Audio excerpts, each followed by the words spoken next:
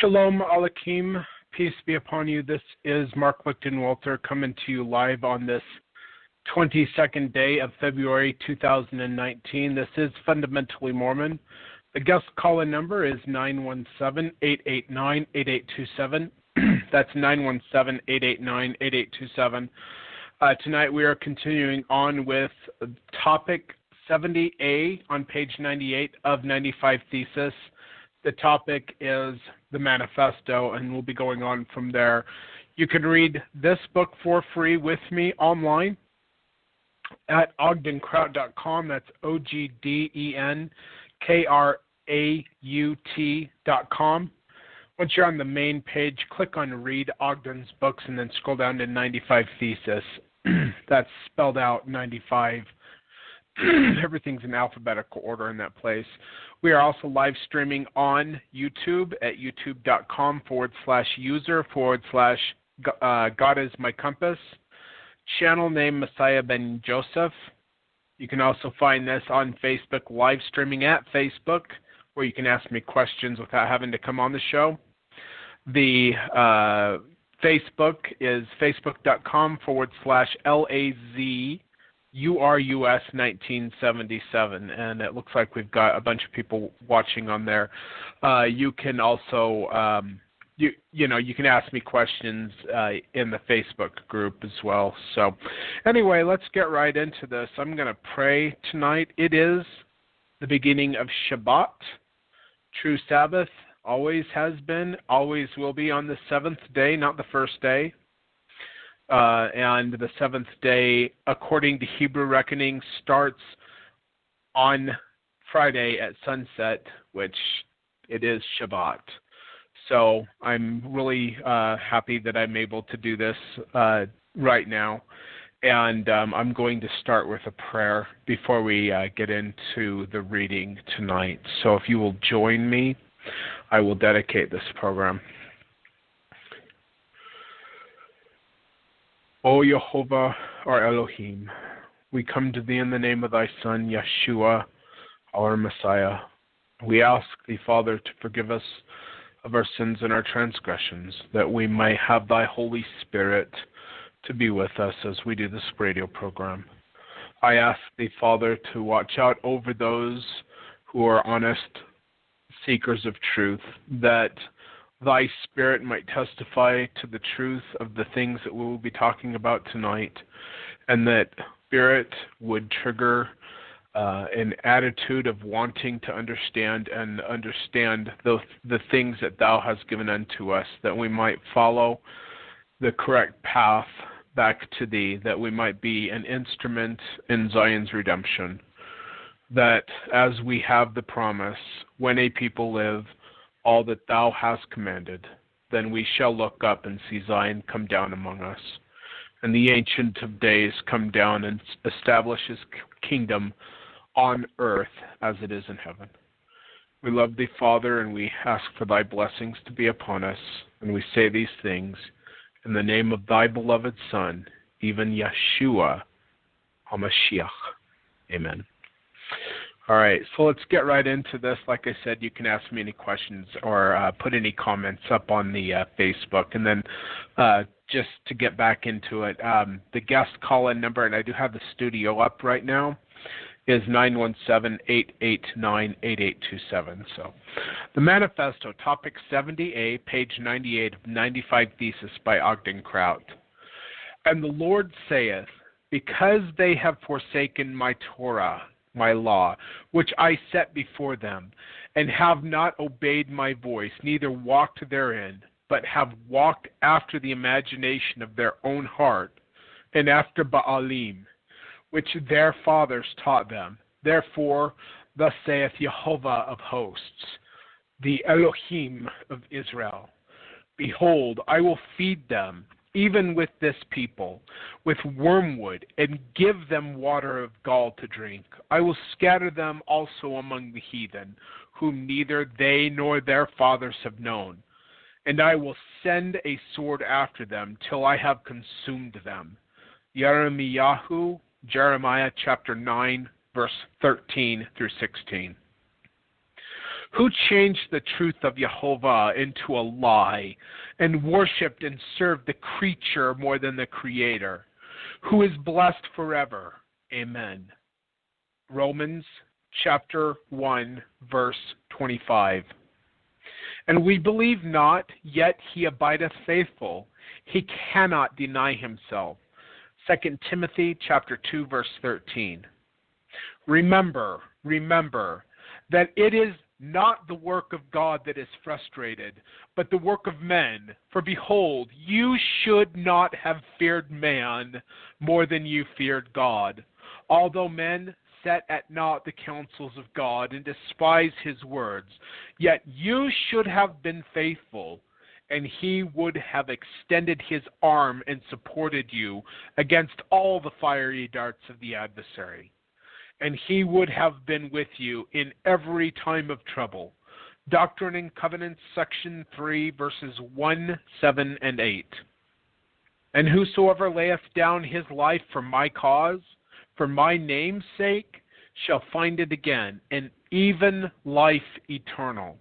Therefore, be not afraid of your enemies, for I have decreed in my heart, saith Jehovah, that I will prove you in all things, whether you will abide in my covenant, even unto death, that you may be found worthy.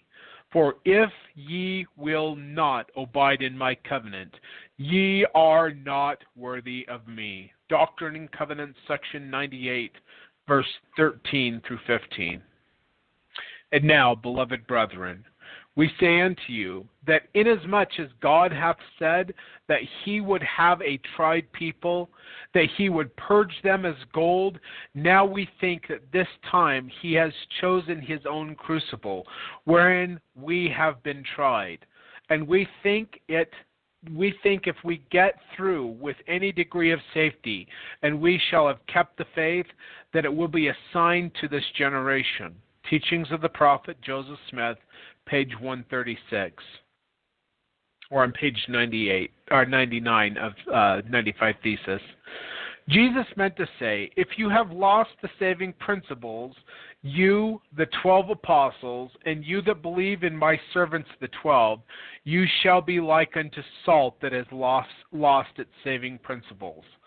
It is henceforth good for nothing, but to be trodden, but to be cast out and trodden under the foot of men. I will suffer my bowels to be taken out, before I will forfeit the covenant that I have made with him and my brethren. Do you understand me? Judas was like salt that had lost its saving principles, good for nothing, but to be cast out and trodden under the foot of men. It is just so with you men and women, if you do not honor your callings and cultivate the principles you have received. It is so with you, ye elders of Israel, when you forfeit your covenants.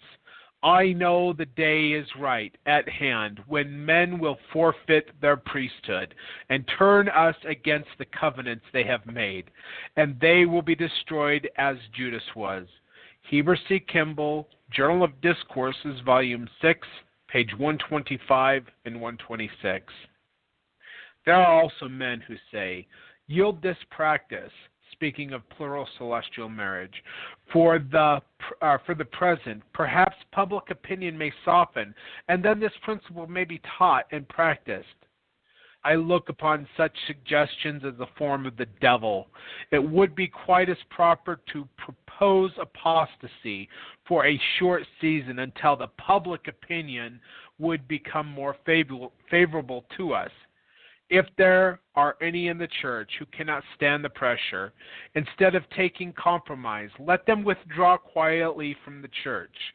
If they can see nothing in the principle of plural celestial marriage worth contending for, leave those who do not see and appreciate its value to fight the battle alone.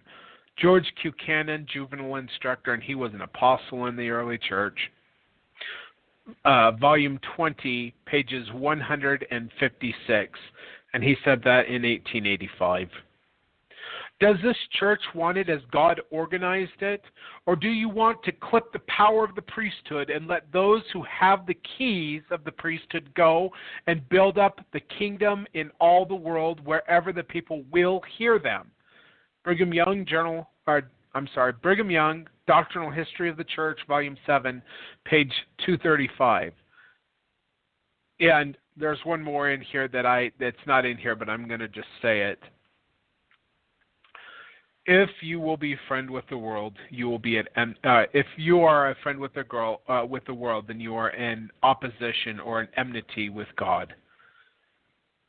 If you give up the principles that God has given to us for the redemption of Zion, then you are an enemy of God. But today in the modern church, President Grant denies having this authority, which is the sealing priesthood. He says, "But I want to say to the Latter-day Saints that no man upon the face of the earth has any right or any authority to perform plural marriage, and there is no plural marriages today in the Church of Christ because no human being has the right to perform them." Conference report, April 1921, so they lost priesthood, and he admitted it. And he was the 7th president of the church. April 1921, page 202, also Gospel Standards, page 159. Page 100 of 95 Thesis, topic 70b, Laws of God over the laws of man. They that forsake the law praise the wicked, or they that forsake the Torah praise the wicked. But such as keepeth the law contend with them. Proverbs chapter 28, verse 4.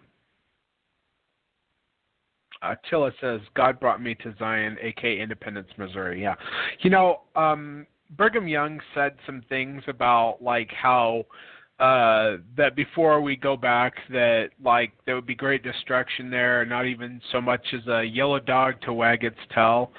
I've received revelation that utterance of his was not it wasn't true. He was using fear to keep the people in line, and God never rescinded the commandment in section 125 to build Zarahemla across from Nauvoo. He never told the people to leave that area. He knew they would because of their disobedience, and he knows all things from the end to the beginning. But people should go where God leads them, but he never told people to leave that area. So, all right, hold on. Hey, you guys, Mom's home and she needs your help. Shabbat Shalom, Tilla, and Shabbat Shalom to everybody out there. So, happy Sabbath. All right. No, don't come up here. I'm doing a radio show. You need to go out and help Mom get stuff out of the car, okay? Okay, I need my own studio, people. All right. Hey, you guys, I'm doing a radio show, so kind of simmer down a little bit, please. Then Peter and the other apostles answered and said, we ought to obey God rather than man. Acts chapter 5, verse 29. Know ye not that whom ye yield yourselves servants to obey, his servants ye are to whom ye obey, whether of sin unto death or of obedience to righteousness? Romans chapter 6, verse 16. So if you give up the saving principles of the gospel, if you give up the exalting principles of the gospel because you would rather obey man that will fight against you at every turn rather than to obey God, then your master is the God of this world, not the God of creation. I feel like my headset is trying to fall off on me here. Try to adjust it a little bit. Anyway, but and we know in Daniel chapter 7, of course, we know in Daniel chapter 7 that the saints of the Most High would be worn out by the beast, which is the governmental systems of this world, until the Ancient of Days comes, which is what happens to Adam and Mondiaman. But we also know in Genesis chapter 9 of the Joseph Smith translation that when a people live all that God has commanded, then they shall look up and Zion will come down out of heaven. Now, these people will be worn out by the beast, as Daniel chapter 7 speaks of. This is the crucible that we have to go through in this modern age. We are either going to learn to obey God's commandments and perhaps receive persecution at the hands of the beast and all those who submit to the beast as their master, or we're going to submit to Jehovah and his Torah, his instructions that he's given us, especially for the redemption of Zion. And if we don't do that, if we don't have a people who will do that, then Zion cannot be redeemed. And if Zion is not redeemed, the Church of the Firstborn does not come down out of heaven, and the Ancient of Days never comes to Adam and Undiaman. That's where we're at. Jesus said, Yeshua said, that these days would be like the days of Noah. And Jeremiah and Isaiah, both, and Ezekiel, they probably all saw it. They knew that in the last days there would be a very small remnant or residue of the people that would actually be obedient to God's commandments. Isaiah saw them in the tops of the mountain, being led in the highways of the tops of the mountains and in the deserts. And it would be kind of like another Exodus for the people to come out of Babylon at some point. So anyway, but continuing on. Therefore, I, the Lord, justify you and your brethren of my church in befriending that law which is the constitutional law of the land. That's because God is the one that inspired the Constitution of the United States of America. And as pertaining to the law of man, whatsoever is more or less than this cometh of evil. Doctrine and Covenants, section 98, verses 6 and 7. We believe that religion is instituted of God, that men are amenable to him and to him only for the exercise of it, unless their religious opinions prompt them to infringe upon the rights and liberties of others. But we do not believe that human law has a right to interfere in the prescribed rules of worship to bind the consciousness of men, nor dictate forms for public or private devotion, that the civil magistrate should restrain crime but never control conscience, should punish guilt but never suppress the freedom of the soul. Doctrine and Covenants, section 134, verse 4. Do you think that we shall ever be admitted to the states as a state into the Union? This is, I think it's Brigham Young, but they're talking about Utah Territory. Do you think that we shall ever be admitted as a state into the Union without denying the principle of polygamy? If we are not admitted until then, we shall never be admitted. Brigham Young, Journal of Discourses, Volume 11, page 269. But today in the modern church, finally we are in honor bound to the government and the people of the United States upon the consideration we have fully received statehood to discontinue the practice of polygamy or plural marriage. And the Latter-day Saints will not violate their plighted faith. Statement of Grant, Ivins, and Clark, Way of the Master by Mark E. Peterson, The Apostate Apostle, page 63. When the manifesto was given, the church wrote Washington, D.C., we have voluntarily put aside something that we have always believed a sacred principle to be in harmony with those not of our faith. CONT, I don't know what that abbreviation is for. I've seen it other times. I've never come across it, but CONT, abbreviation for some book, I don't know, volume 13, page 197. Also, another thing, in the manifesto they say it was a revelation, but Charles Penrose was the one who admitted to writing it, and it was not a revelation at all. Okay, and according to the bylaws given to us by Jesus Christ in the Doctrine and Covenants, if a revelation is presented before the church, it has to be presented to them for them to take and read and consider and then have a sustaining vote on the law of common consent, and that was not done. In fact, the first manifesto, they continued to perform plural celestial marriage after the manifesto because it was basically just a lie to get the devil off their back. But the devil knows exactly what's going on, and he continued to press forward until they gave it up completely. And even Heber J. Grant, the seventh president of the church, instead of just keeping his wives, he actually just got rid of them, which is against God's commandment as well. He wanted to be in unity with the world instead of unity with God. And because of that, he was in opposition or at enmity with God, which means he was an enemy of God, which means he was an apostate leader of the church. Anyway, and they can, no revelation's ever been given to do away with anything that God has asked us to do. So, all right. So, page 101, topic 71, raising seed to a brother. Now, this is part of Torah. If you have, well, I'll read it and then I'll explain it here. If brethren dwell together and one of them die and have no child, the wife of the dead shall not marry without unto a stranger. Her husband's brother shall go in unto her and take her to him to wife, and perform the duty of a husband's brother unto her. Deuteronomy chapter 25, verse 5. See also Genesis 38, verse 3. And we see this played out in Ruth chapter 3 and 4 in the Bible. Now, why is that?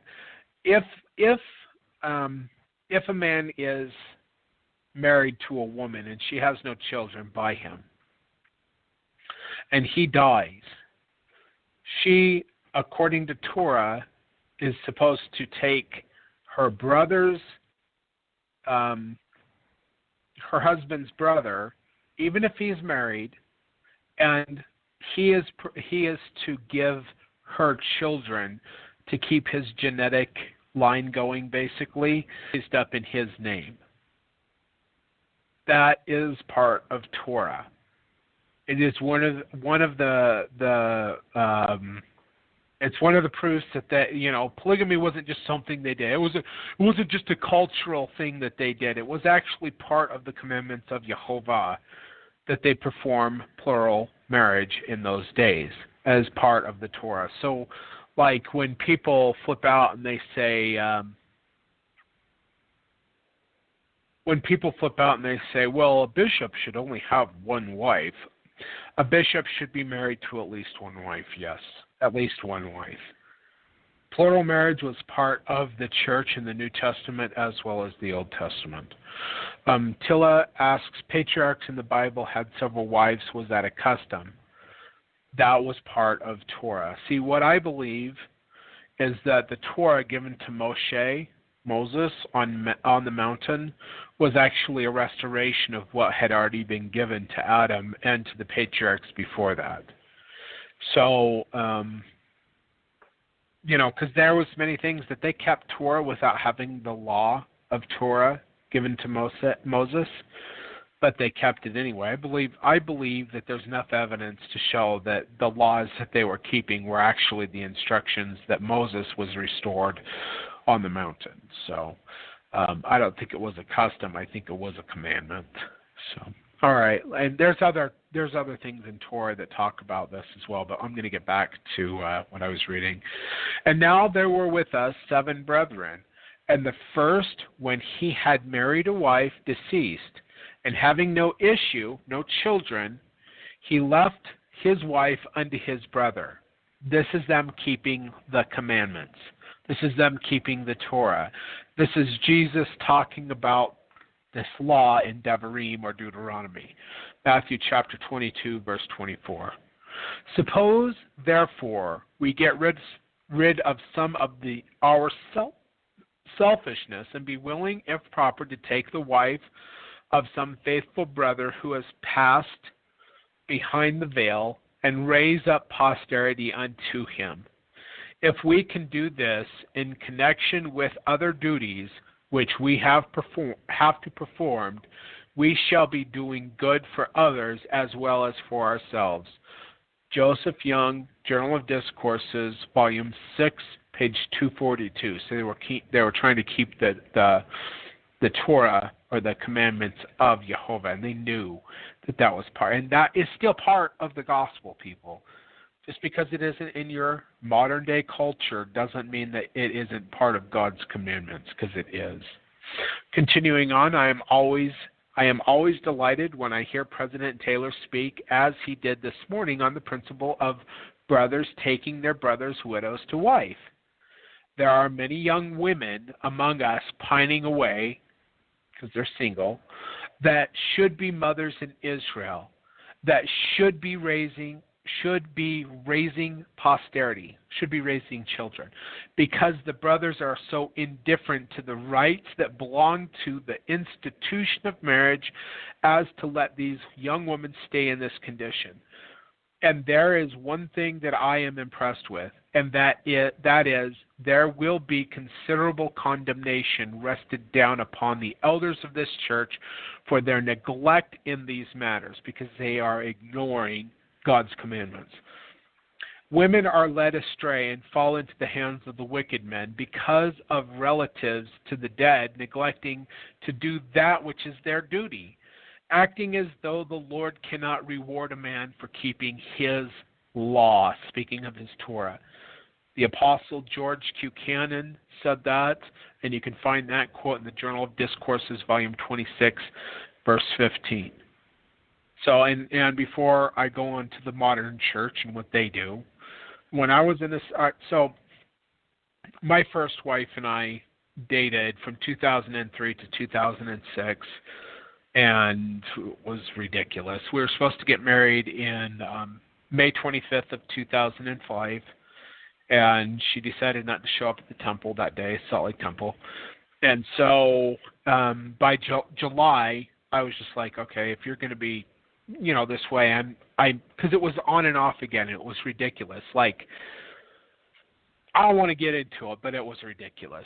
Anyway, so I finally stopped playing her game, and I moved down to St. George from Salt Lake to get away from her and start my life new. And a year to the day, and I didn't have anything to do with her, no contact at all, because I was trying to move on with my life. And a year to the day that we were supposed to get married, so that was May 25th, 2006, she calls me up and she said that she had dated this guy who treated her how she used to treat me, and how she said that she would never do that again. And she was so sorry, and she still loved me after all this time, and she wanted to get married. So I agreed to drive up to Love's in Cedar City, and then we went out to Angel's Landing and Zion's Park, and we spent all day together praying and just talking. And so we decided to get married. We got married on June 27th of 2006. And by October 27th of 2006, it was annulled. I got on medication because she wanted me to be on medication, because she kept on doing what she said she wasn't going to do. As soon as we got married, complete change. Like a week into our marriage, like she just went back to what she was doing before. And I was like, okay, well, let's get counseling. Let's do all these things. And I was having such a hard time. I started taking medication to control the depression that was coming on to me. And I ran out of medication, and the doctor at the Salt Lake Community College, the nurse practitioner or whatever that was giving me the prescription, they were on vacation. So it was like a week until I could get my medication from her, which I'd run out, and I had a complete nervous breakdown, because when you're on SSRIs and you come off them cold turkey, it screws with your head. All right, so anyway, I tried to commit suicide and all these things, and anyway, I eventually ended up having to recover in a mental institution for about 30 days till my chemicals could get back on track. But my ex-wife, the one that I talk about, President Hinckley's niece, she is still single to to this day. She's 38, I think, 37 or 38.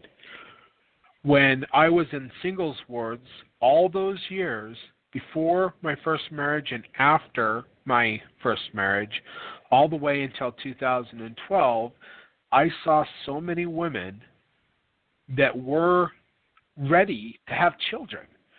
They wanted husbands. They were righteous women. And the ratio of men to women was like 4-1.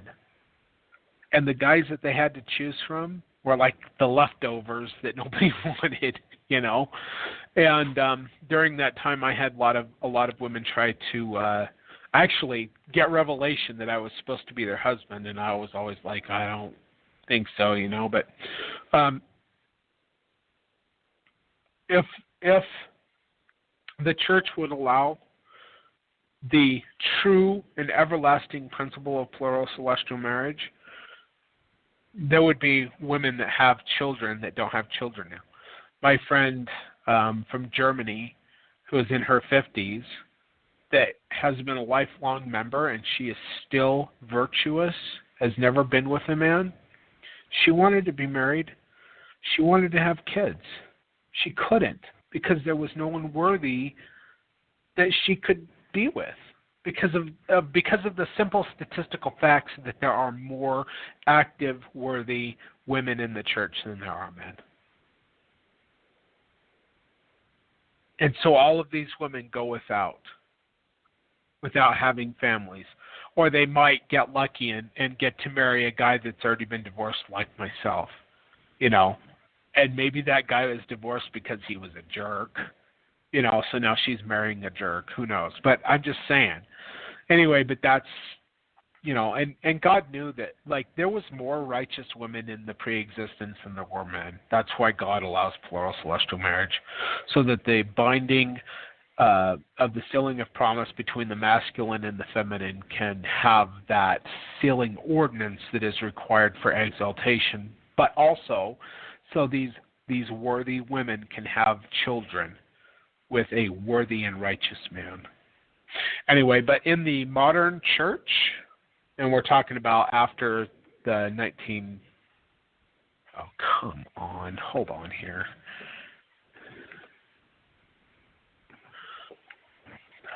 I hate these stupid plugs. All right, hopefully. Nope, it's not going to do it.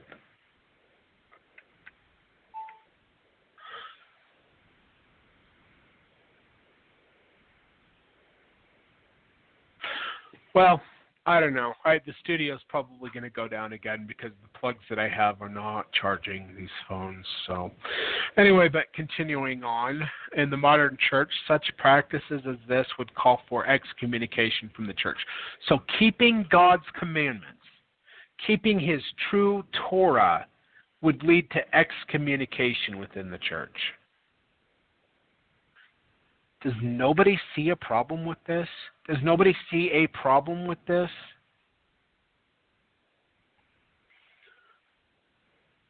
Keys of the Priesthood, topic 72, page 102. This stupid thing. All right. Keys of the Priesthood held by many.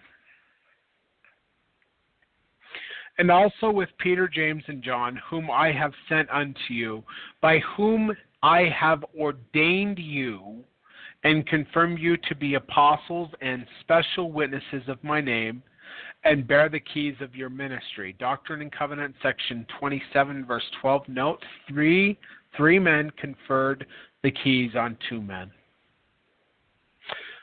The judge pointed to the room in the back part of the house and told them to step in there. As soon as they got into the room, the lawyer said that there was a mob outside. Hold on here.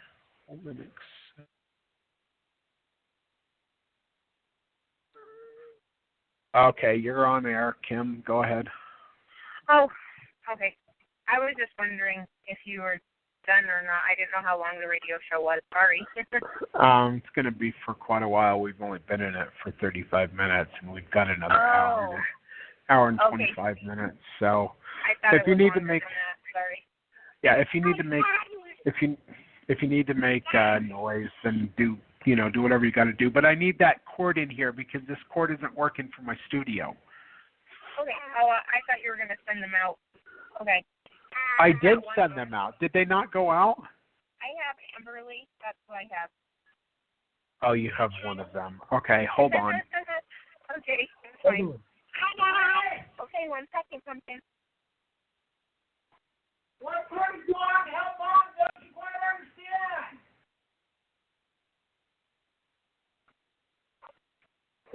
My wife's sitting out in the car at this time, and the kids are just watching TV downstairs, ignoring everything.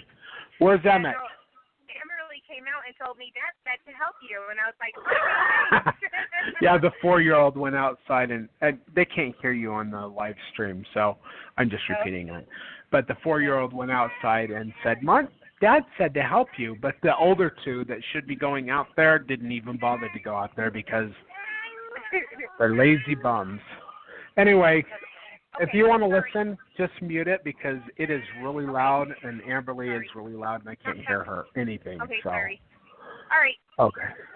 All right. Let's see here. I'm going to start over with this. The judge pointed to a room in the back of the part of the house and told them to step in there. As soon as they got into the room, the lawyer said that there was a mob outside in front of the house, and if they get hold of you, they will perhaps do you bodily injury. I think the best way for you to get out of this is to get right out of there, pointing to the window and hoisting it. They got into the woods, going a few rods from the house. It was night, and they traveled through the brush and water and mud, fell over logs, and until Oliver was exhausted. Then Joseph Smith helped him along through the mud and water, almost carrying him.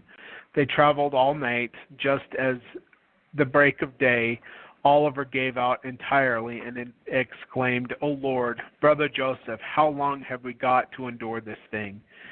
They sat down on a log to rest, and Joseph said that at that very time, Peter, James, and John came to them and ordained them to the apostleship. Young Women's Journal, Volume 2, page 75. Joseph Smith was a prophet, seer, and revelator before he had the power to build up the kingdom of God or take the first step towards it. When did he obtain that power? Not until the angel had ordained him to be an apostle. Brigham Young, Journal of Discourses, Volume 6, page 320. What ordination should a man receive to pass all the keys and power of the holy priesthood that were delivered to the sons of Adam? He should be ordained an apostle of Jesus Christ. That office puts him in possession of every key, every power, every authority, communication, benefit, blessing, glory, and kingdom that was ever revealed to man. Don't drop those eggs. That pertains to the office of the Apostle of Jesus Christ. Brigham Young, Journal of Discourses, Volume 9, page 87. So I'm going to continue to read, but there is some confusion about the keys being held by many and the utterance in the Doctrine and Covenants of one man.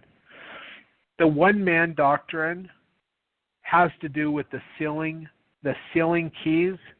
So when Joseph Smith received his calling and election from Jesus Christ, at that point when he was sealed up to Jesus Christ sealed to the Father, and the Father sealed to all of them in the heavens. And Joseph Smith became a sealing link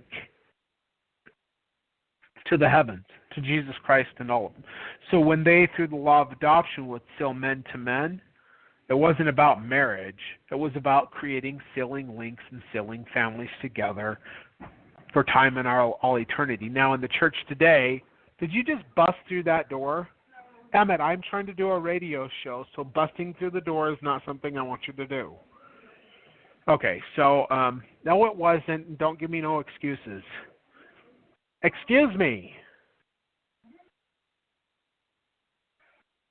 Anyway, my 13-year-old thinks he's got to argue with me all the time about everything I say. So, 13-year-olds. Anyway, so, and I'm completely off track now. So, but they were sealing men to men as sealing ordinances, and that sealing authority, that link was Joseph Smith and no one else. Now, you could be sealed to people who are sealed to him, but the church today, they don't have those links. Like, you get a family member and a family that's sealed together, and who are they sealed to after that? Everybody's supposed to be sealed to Adam, the Ancient of Days, who is our Father.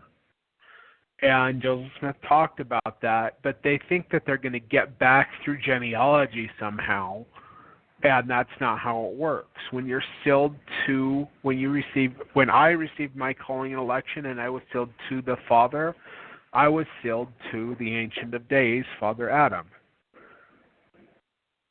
And by being sealed to him, I'm sealed to all that are sealed to him, which includes Jesus Christ, which includes all of them. Joseph Smith and I have been made that link in 2003 when the Father put his physical hands on my head and sealed me to himself. That is one person. But keys of authority can be held by many. And in fact, I just baptized and ordained somebody last month. Maybe it's been 2 months now. I don't. Keeping track of time, everything goes so fast. But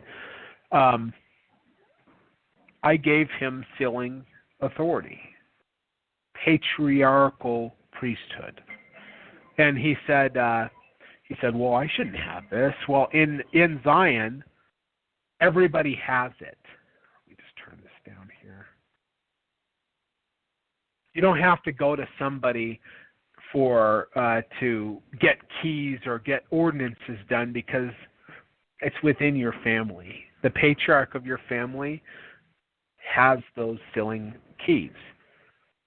But during the dispensations of the celestial era of this earth, there is always only one man at a time that has the sealing ordinances of the calling and election, where they're sealed to the fathers, to the Father, to the Son, and all of that. That's one man on the earth. Joseph Smith was that in his day and age, and I am that in this day and age. So, anyway, but keys of priesthood can be held by many. So, do you not know that a man who has received the apostleship receives all the keys that ever were, or that be conferred upon mortal man? Brigham Young Journal of Discourses, Volume 1, page 137. Emmett, making lots of noise, please don't do that. Can you bring me the cord so I can make sure that this plug doesn't go out? The plug for the phone that Mom bought, do you have it? Okay, thank you. All right, let's see here. This is why I do the program usually during the day. And I did do 2 videos today, reading Rob Kay's The Mormon Yeshiva blog, which is really good. You can find those videos on my YouTube page, or if you go back on my wall, you can find them on the Facebook page as well. So, or on page 103 of 95 Thesis.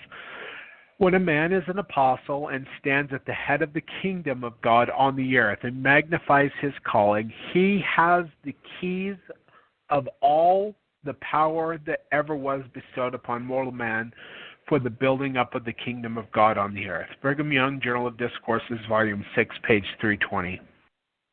Joseph Smith, quoting Joseph Smith, I know not why, but some reason I constrained to hasten my preparations and to confer upon the 12 all the ordinances, keys, covenants, endowments, plural endowments, and sealing ordinances of the priesthood, so set before them a pattern in all things pertaining to the sanctuary and the endowments there. Millennial Star, Volume 5, page 151.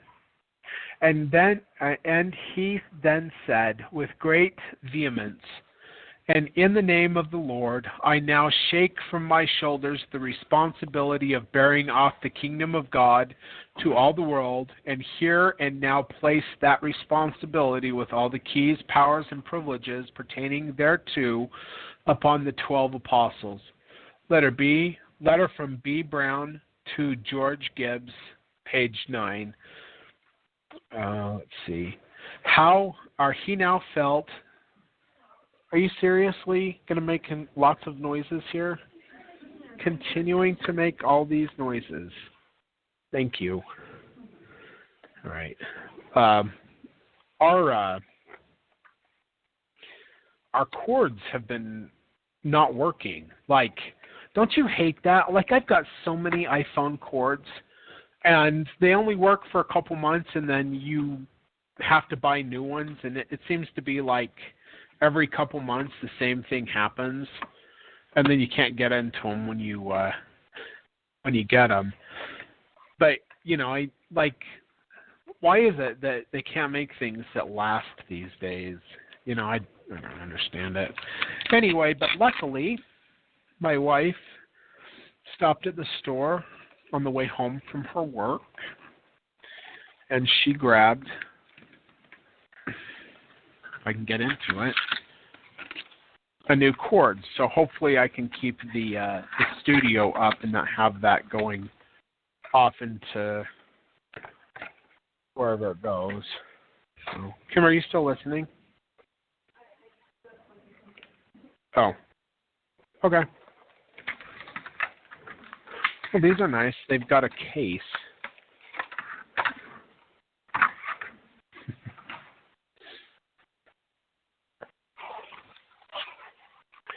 I'm sorry about this distraction. The plug was working before I started the show, and then it just did this whole 10% left. Not charging. So that's why I'm trying to get this. And the plug that these cords go into, that's been shorting out as well. So my wife got us, because we both need it. See, it's not free to do these radio programs. But we need this anyway, just because we use the phones for, because I'm a truck driver and I need to be able to get a hold of people sometimes. So, well, that's kind of nice.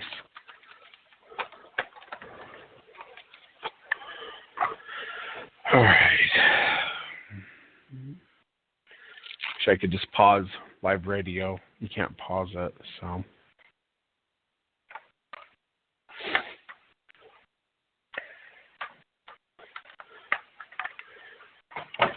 All right. I'm going to plug this in here. Sorry about that, people.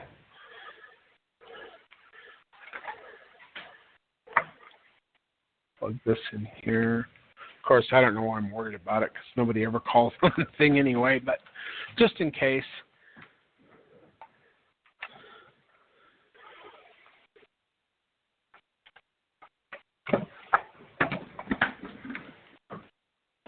All right. Now, hopefully everything is going to work here. So let me just check one thing here. Yep, finally it is working. So hopefully we can keep the studio up. All right, continuing on. Sorry about that, everybody. Continuing on. He now felt that the responsibility and care no longer rested upon himself alone, for he had bestowed upon them the keys of the priesthood, the same that he himself held.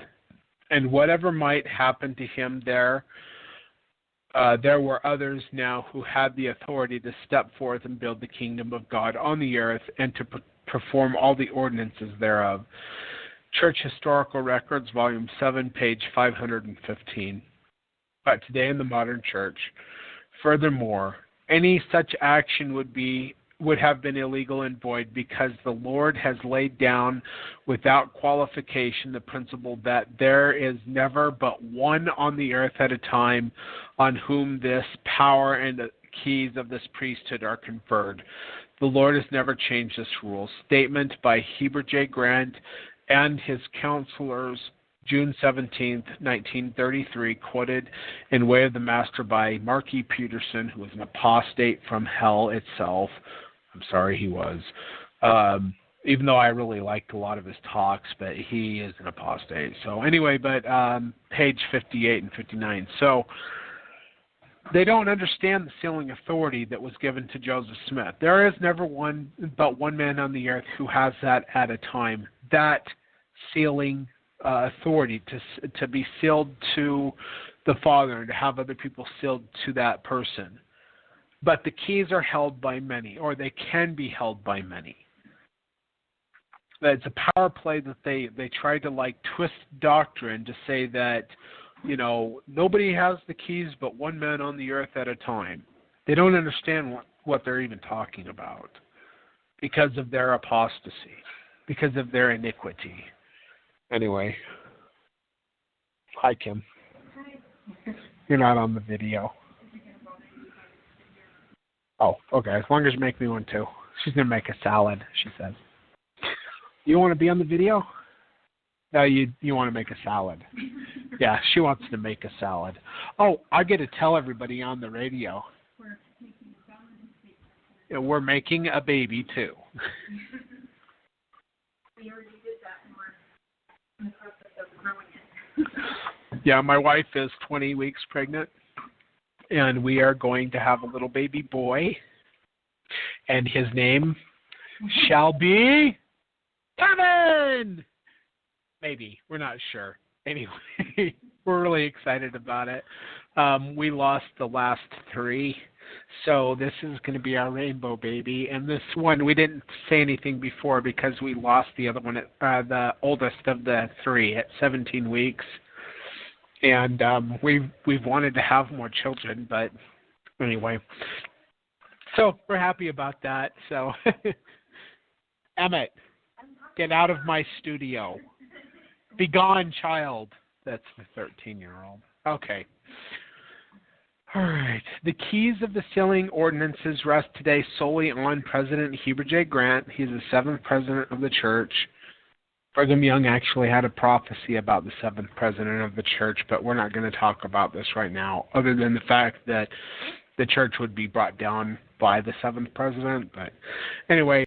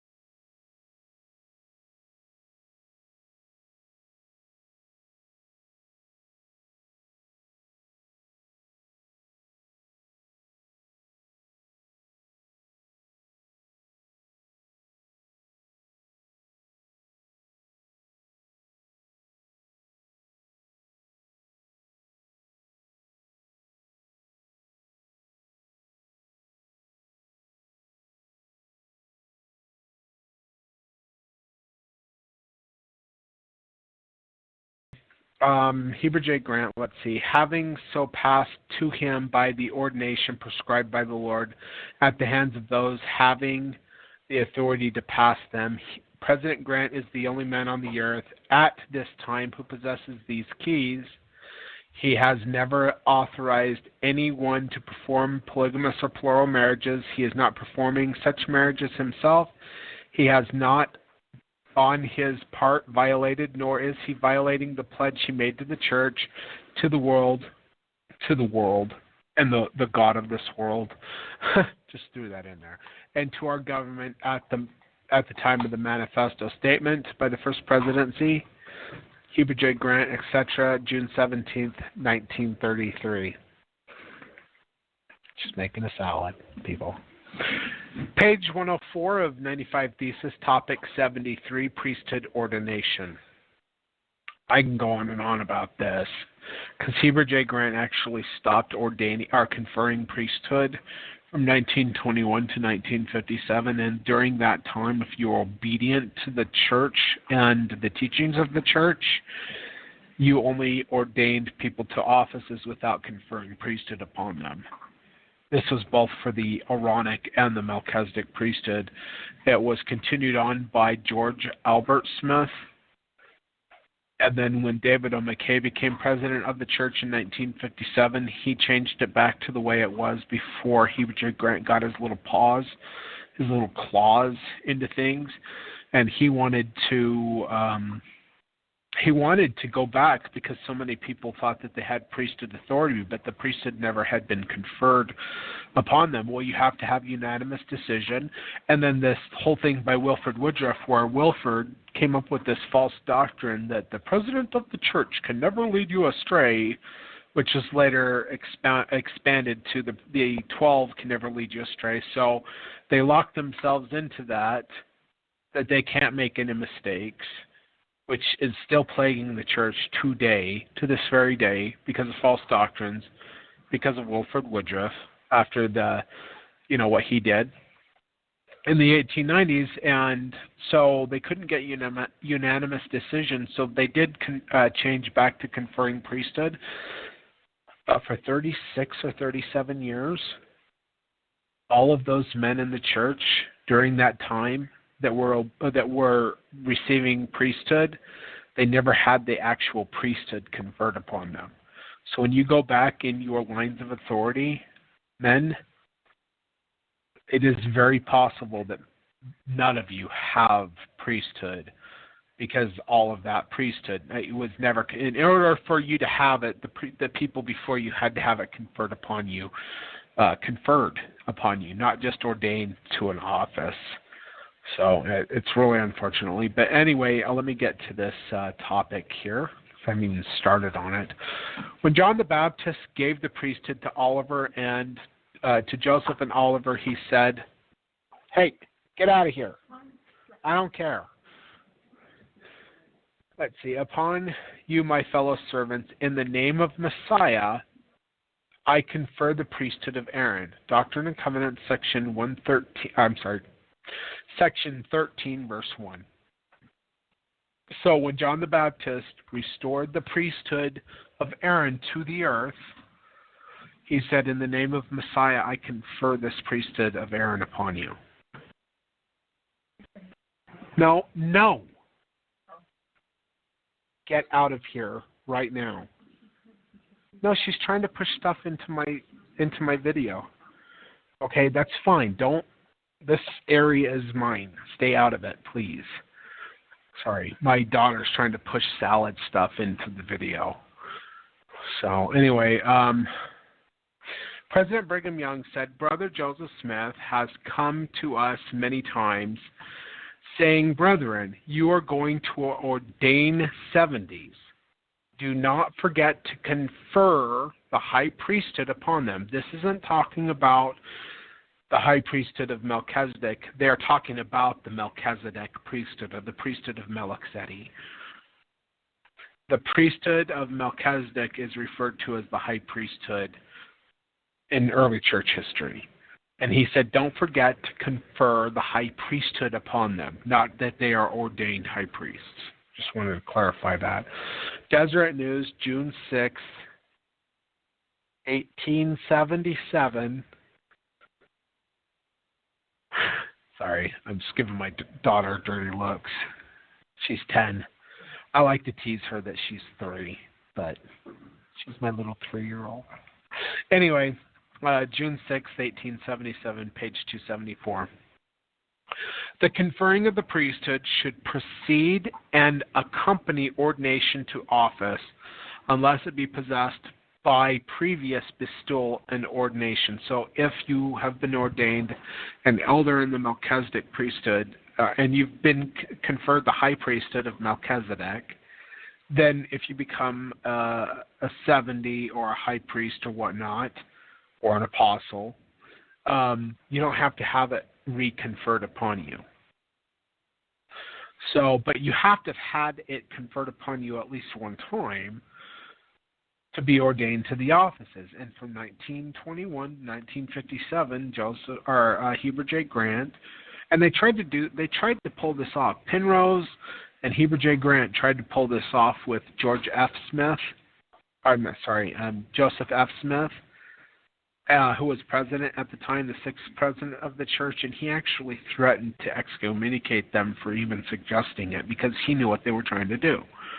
They were in the form of the little devil claws that are trying to get in their apostasy into the church. And I wish Joseph F. Smith would have excommunicated them. Because as soon as he died, Heber J. Grant was made president of the church, and Charles Penrose pushed it through, and they decided to not confer priesthood, which means a lot of you out there don't have priesthood when you think you do. That's why your priesthood blessings don't work. So, all right, let's see here. Oh, your uncle is watching. Hi, Uncle Kenny. Oh, it's Kenny. Anyway, hi, Uncle Kenny. All right, previous bestowal and ordination. Let me just reread this here. The conferring of the priesthood should precede and accompany ordination to office unless it be possessed by previous bestowal and ordination. Surely a man cannot possess an appendage to the priesthood without possessing the priesthood itself, which he cannot obtain unless it be authoritatively conferred upon him. Joseph F. Smith, Improvement Era, Volume 4, page 394. See also the Doctrine and Covenants, section 107, verse 5. Why is Joseph F. Smith talking about this? Because they wanted to stop conferring priesthood. Charles Penrose and Heber J. Grant, who were apostles at the time, tried to push that through, and then they pushed it through later. Anyway, continuing on. Among other things stated by President Taylor on this occasion was this: I would be surprised if 10% of those who claim to hold the Melchizedek priesthood will remain true and faithful to the gospel of the Lord Jesus Christ at the time of the seventh president, that's Heber J. Grant, that there would be thousands that think they hold the priesthood at that time but would not have it properly conferred upon them. Statement by Lawrence C. Woolley. Questions on Plural Marriage by Dennis R. Short, page 69. So President John Taylor knew that this was going to happen.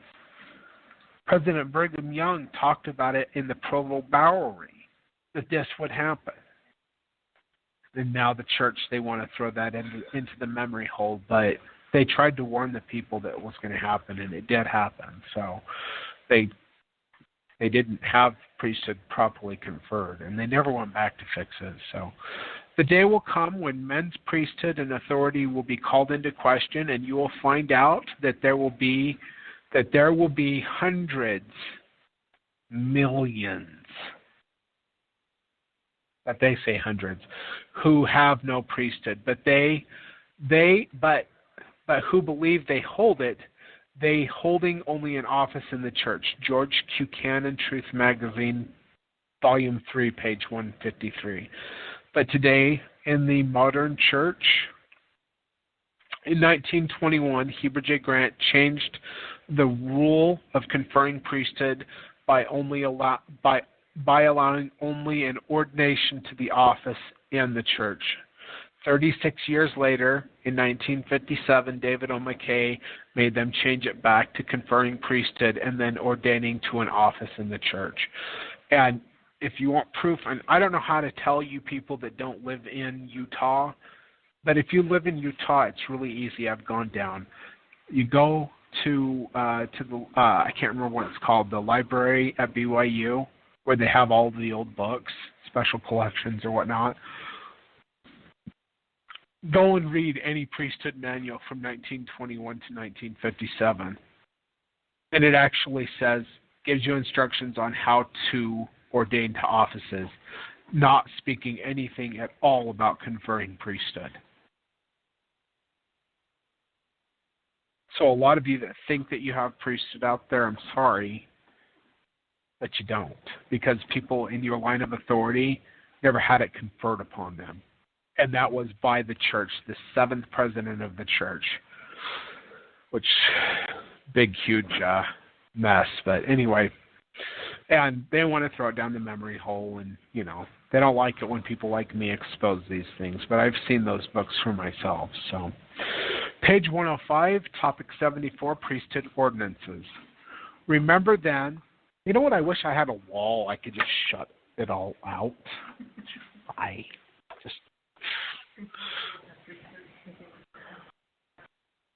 You should speak louder so people know what you're trying to say. I was just saying, so I just bought a bunch of groceries that need to be frozen, and they've been sitting there because the kids And the freezer's over there. The freezer is right on the inside of the kitchen.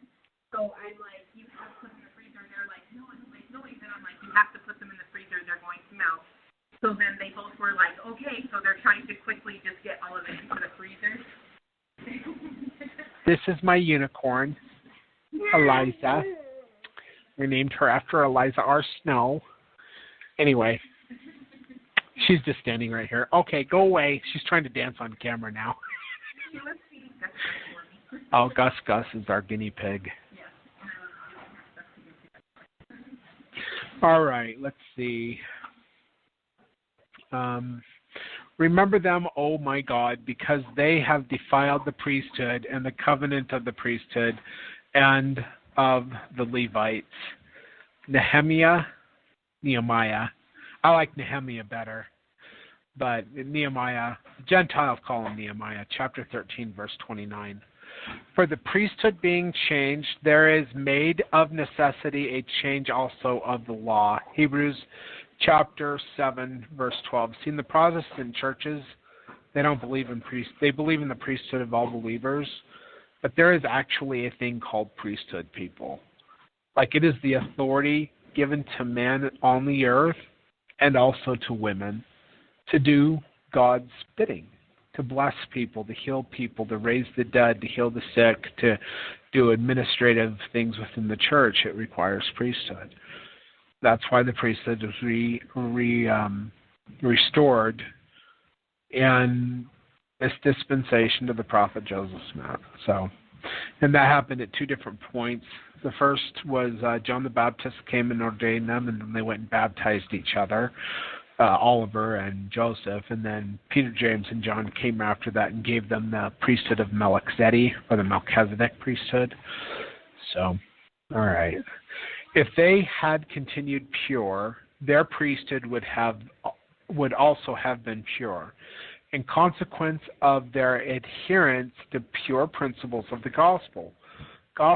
For the priesthood cannot continue when the gospel is perverted.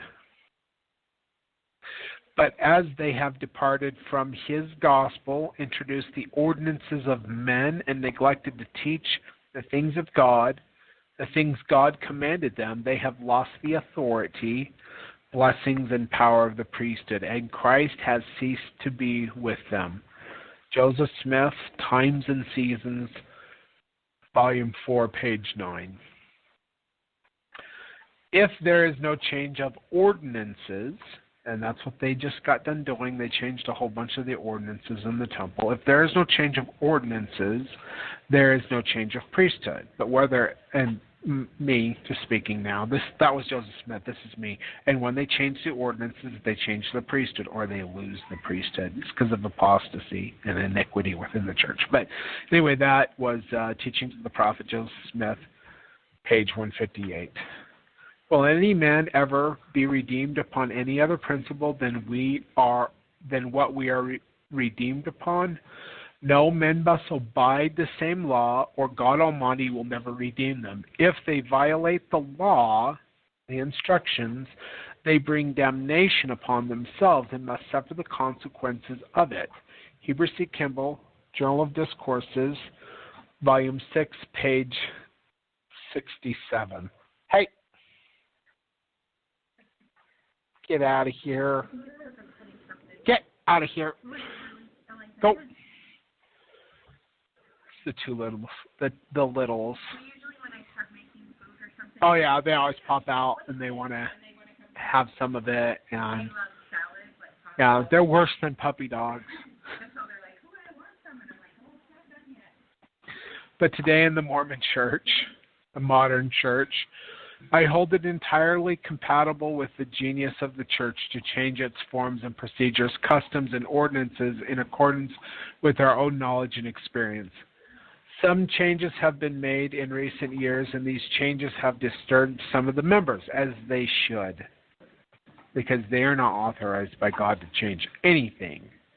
But anyway, personally, I approve of those changes and hope the general authorities get out of here, Emmett. I don't care.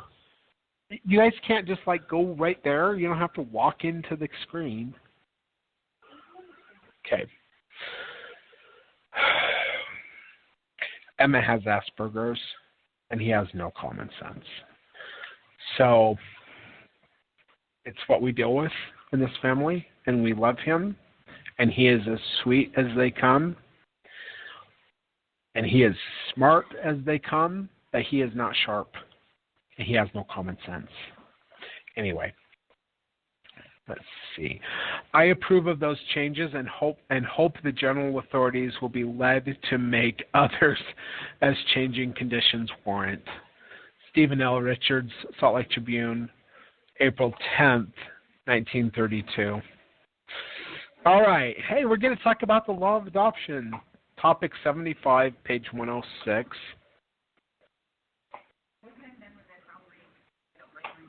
Okay.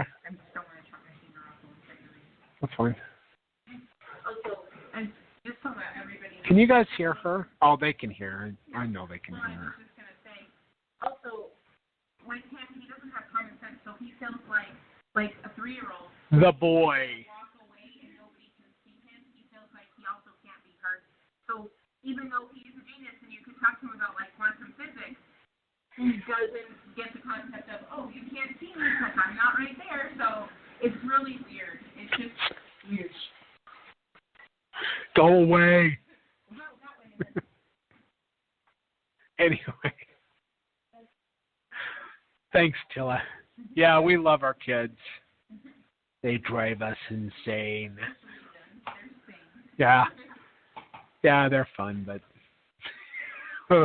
he helps out so much, though.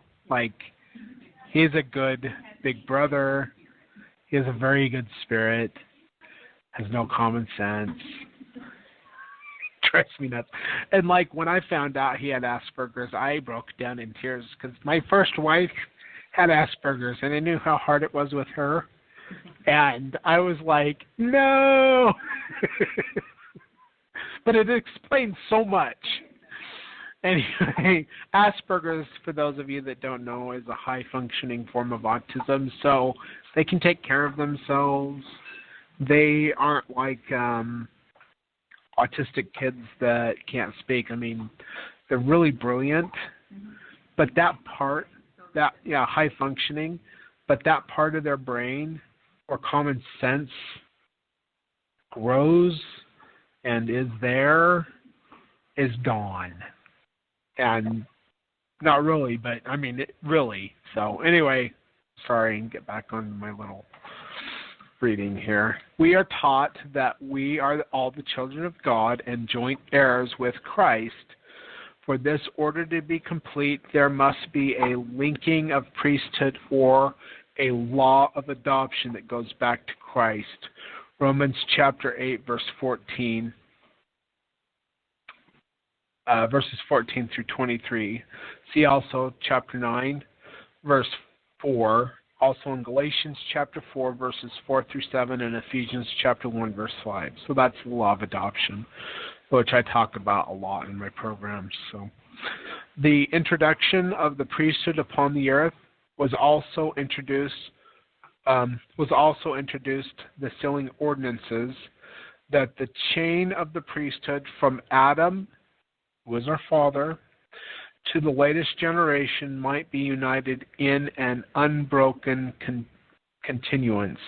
By this power, men will be sealed to men back to Adam, completing and making perfect the chain of the priesthood from his day up to the winding scene. Brigham Young, Journal of Discourses, Volume 9, page 269. And Joseph Smith, for that period, was the link back to Adam through Jesus Christ. When he received his calling and election, he was made that mortal man on the earth, the one. Seriously, you guys are going to argue in the kitchen? Lydia, get out of there now. Emma, you can do it by yourself. In silence. Okay. Brigham Young, Journal of Discourses, Volume 9, page 269. I and my wife, Mary Jane, with many others, was adopted to John D. Lee's family. Thus, I took upon myself the name of Lee in this manner. George Lobb Lee, and my wife's name, Mary Jane Lobb Lee. Diary of George Lobb, 1846, page 37. So, when you take upon, when I seal people to myself as the priesthood leader, because being sealed to me seals them to the Father and to the Son and to, anyway, I would ask them to take Lichtenwalter upon them as their last name.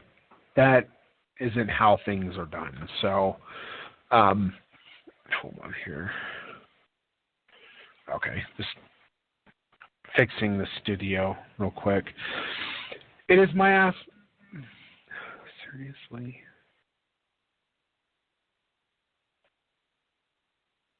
I'm gonna go nuts here. Okay. Silence. Tell Blaine to stop texting you. I'm getting texts from Blaine on my studio. I have 4 people texting me. Oh, okay. Don't worry about it. Dwayne? About the lights? Oh. Because of the chemo?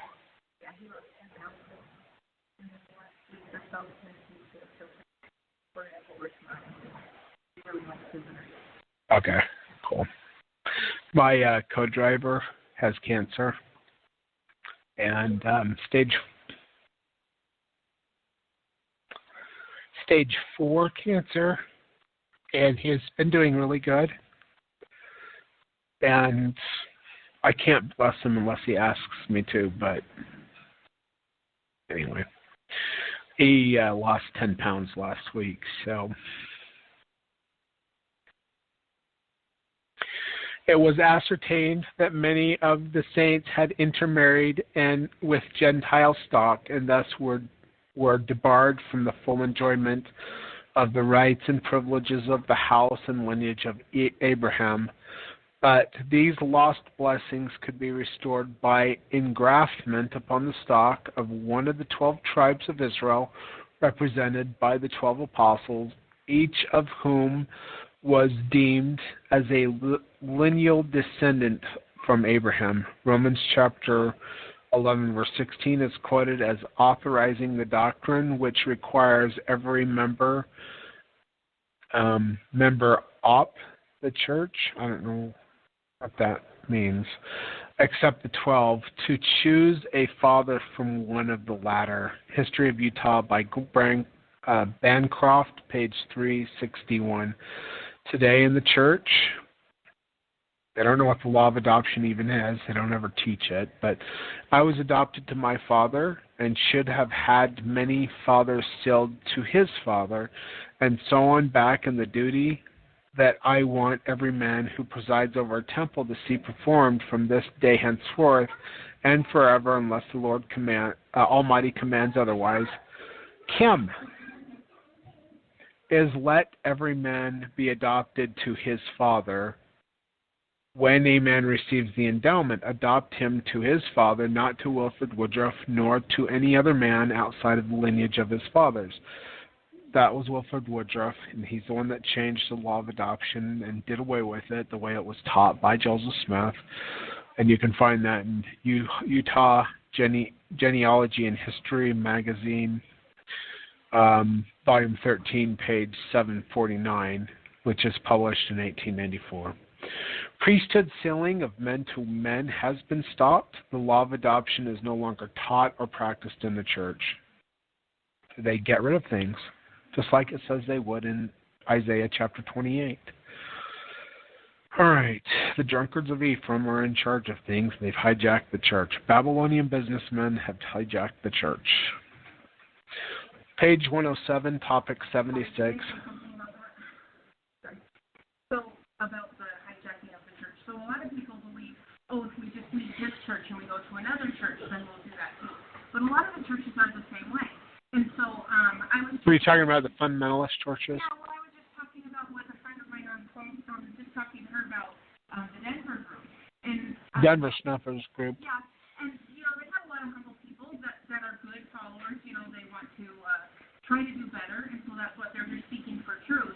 But then, to me, this is my own feeling. So this is... Do you want to be on the show? My gift of discernment. I tried to be on this, but not like in the video. So, sorry. I'll come over and say hi for a minute. So, for me, just like the discernment that I have, I get a feeling like, Denver is a good person and he means well, and I believe he did, see Christ and have his personal experiences. I think he's a good guy. But when he did that Exodus and a whole bunch of people decided to leave the church at the same time, they were like, let's go follow him because maybe he has the right answer. But that just ended up being a lot more men came from the church. They went out and they were like, good. And they see this as an opportunity to be part of a hierarchy, yeah, like Adrian Larson and like Mike. To be in charge of these people who are Jensen. Honestly speaking, for truth, for light, and they want to be closer to God. They want to do the right thing. Innately, they have these good spirits about them. So that's great. And so they mean well, but at the same time, it ends up being the same way. Like you have all these men who want to be in charge and just want people to follow them and, participate in religion instead of participate in having their own personal relationship with God. So it ends up being the same filth and vomit that was in the last religion or church that they were in. It doesn't really make a lot of sense. There are good things about it, but and they're good people. There's a lot of perversions too, like the whole 7 women. And anytime somebody's trying to control another person or tell them and manipulate them to what they should be believing, that's not okay. Everybody has their free agency. So any church or religion that decides to take away your free agency, the agency you have to choose for yourself, that's not okay. But you can be in a group of people who testify of their own personal experience. And being in a like-minded group is a good thing. But Shabbat Shalom, Ricardo. Yeah. But what happens is you get people who think, we have to follow the prophet. They have that same mentality. Now they believe, everybody should be following Denver instead. And it's not that. Like even Christ said, there's none who should call me good because he wanted people to turn to the Father. Right. And so it's the same thing. Why callest thou me good? There's none good but one, and that is God, or Jehovah. Right. So essentially, we were just chatting about that. So when we were talking about this church, it's not that. So my friend. One or another church. It has to do with the same rules, the same organization they're trying to do. My friend and his wife and kids, they attend the LDS church every other week, and they attend the a restoration group in Boise every other week, and yeah, they're trying to be a light to other people, but we can also learn. I mean, I go to a Pentecostal church because I really enjoy and the air seeking, and like, you know, okay. Love you. She's going back to the salads. Yeah. Anyway, but I think it's kind of funny, actually. So the people that I baptize and that I seal and that I do these ordinances with, I send them back to the churches where they came from. And I love it because the leadership of the church doesn't know that these people follow me, and I don't want them to know, but they're like in there, and I tell them to be a light to the people in the church. I'm not trying to build up my own kingdom. Even though I do have a church, the Church of the Living Messiah, and I do ordain people, and I do baptize people, and I do give certain ordinances, whatnot, but they go back to their church, and they are a light to those people, and they are there until they get kicked out. And then maybe, hopefully, there will be a gathering at some point where we can gather as like-minded people. But since I am over the internet, worldwide, you know, it's the way it is now. But I think it's I just find it hilarious that I've got people that I've baptized and that do know that my witness is true, and they are kind of like moles within these other groups. But anyway, because I just want people to be a light wherever they're at. So I'd love it if people would gather to Emery County with me. This is where God has asked me to be, but they don't have any common sense. That was the boy. The girl, the older girl, has it too, Asperger's, but she has some common sense at least. With girls, they're different with girls. Girls are different. Anyway, for those of you that just joined, my son has Asperger's. He has no common sense at all, and we were just talking about that a little while ago. So anyway, getting back on topic here. Page 107, topic 76, Doctrine of the Godhead. Before we get into any of this, I just want to say, this drives me insane. Joseph Smith knew that Jehovah was the father of Yeshua, of Jesus Christ. It was taught. In the Kirtland Temple dedication, that dedicational prayer was written down, and it says, the great Father Jehovah and his Son Jesus Christ. But around the around 1880, about 3 years after the death of Brigham Young, the people started thinking that Jesus Christ is Jehovah, because of Protestant teachings that they were like adopting into the church. You're going to put steak right next to me? I'm just letting you know what's waiting. She's trying to get me off the program. Steak here. She wants me to eat the steak.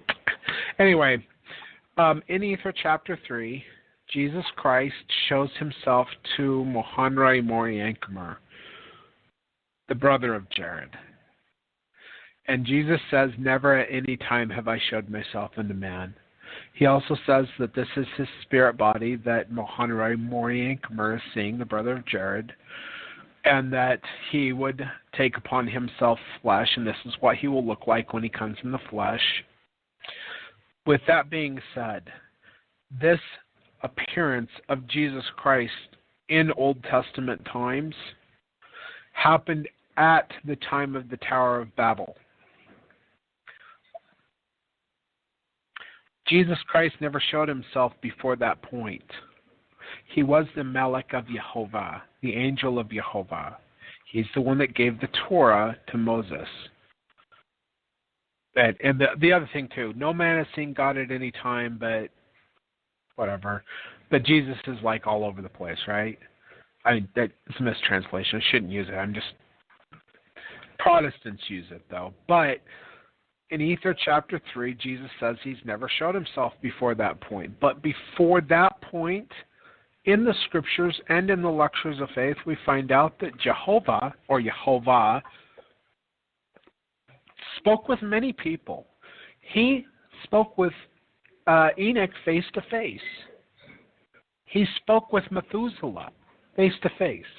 Adam saw him in the garden before the fall. He spoke with Cain. After the flood, he visited and wrestled with Jacob, who later became Israel when he got the blessing, whatever.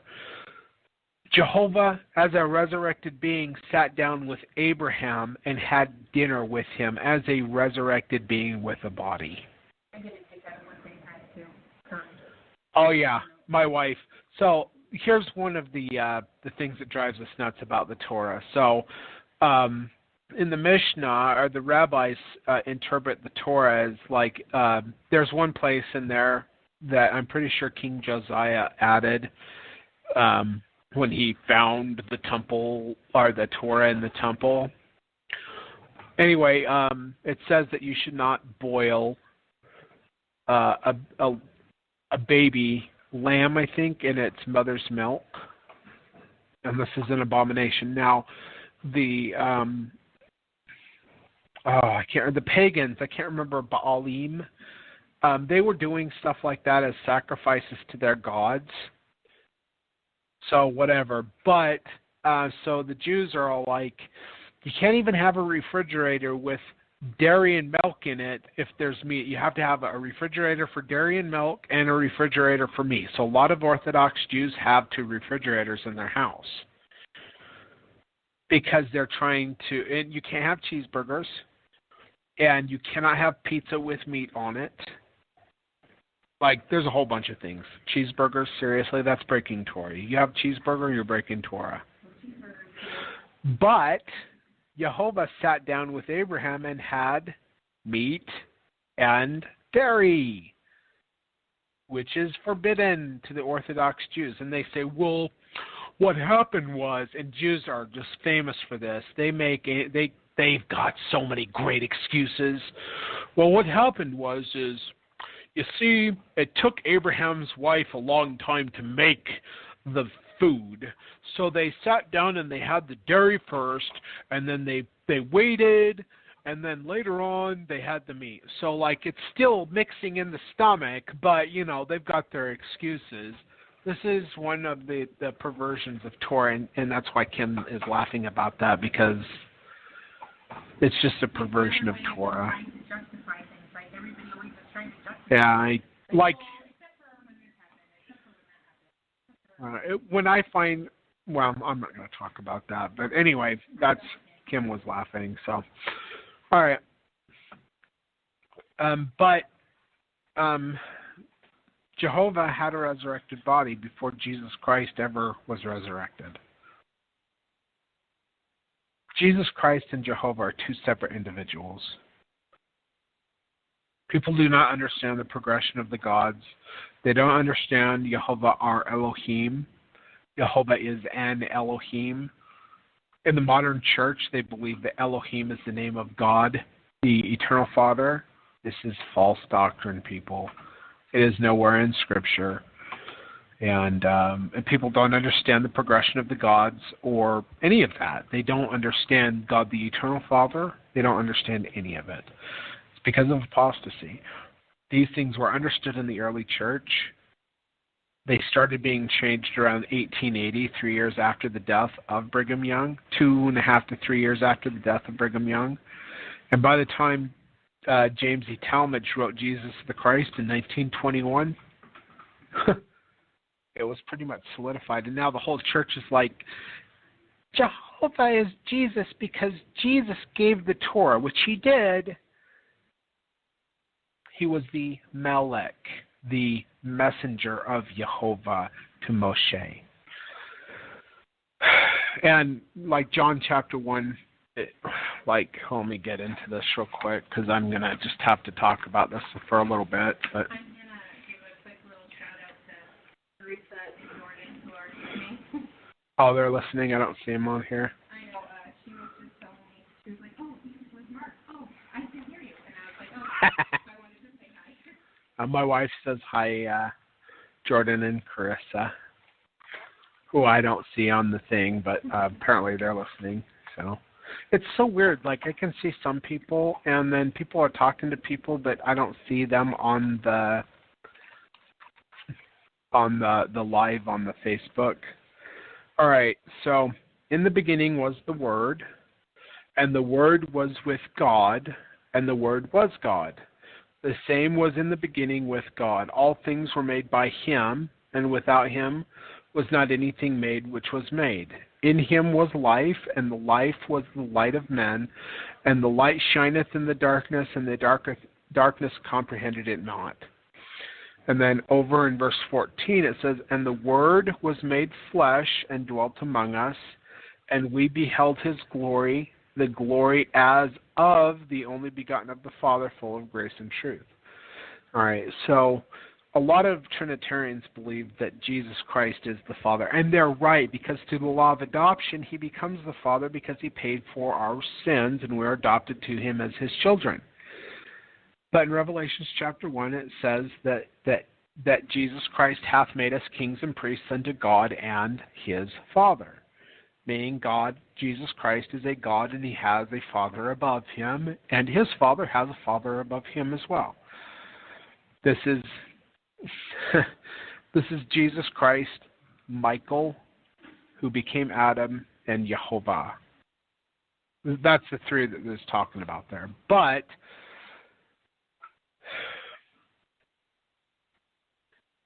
Jesus Christ was with Jehovah.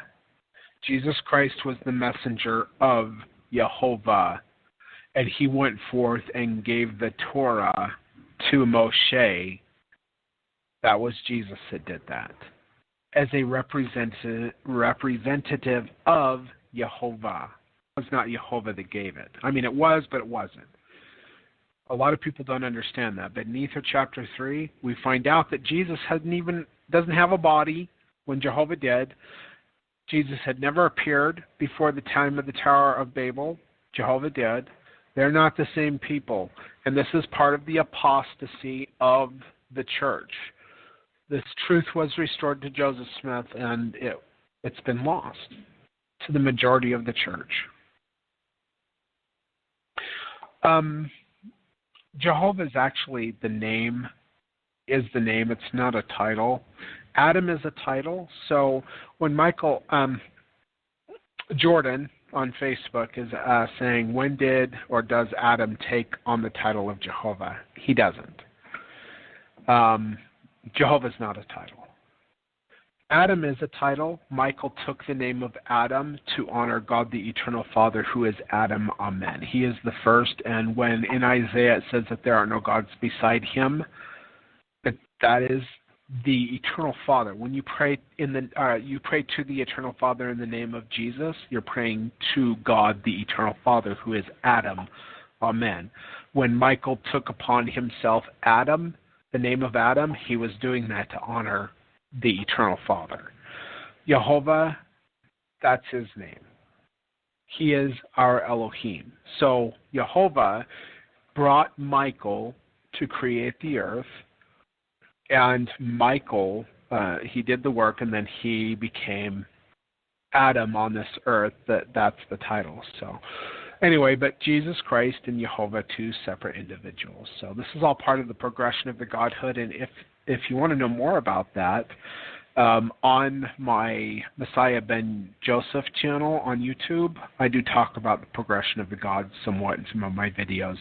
And I'm sorry I've got like a lot of videos, but it's in there. I've talked about it a couple of different times. So, all right, let's get back into the reading. It is the first principle of the gospel to know for a certainty the character of God. There are but very few beings in the world who understand rightly the character of God.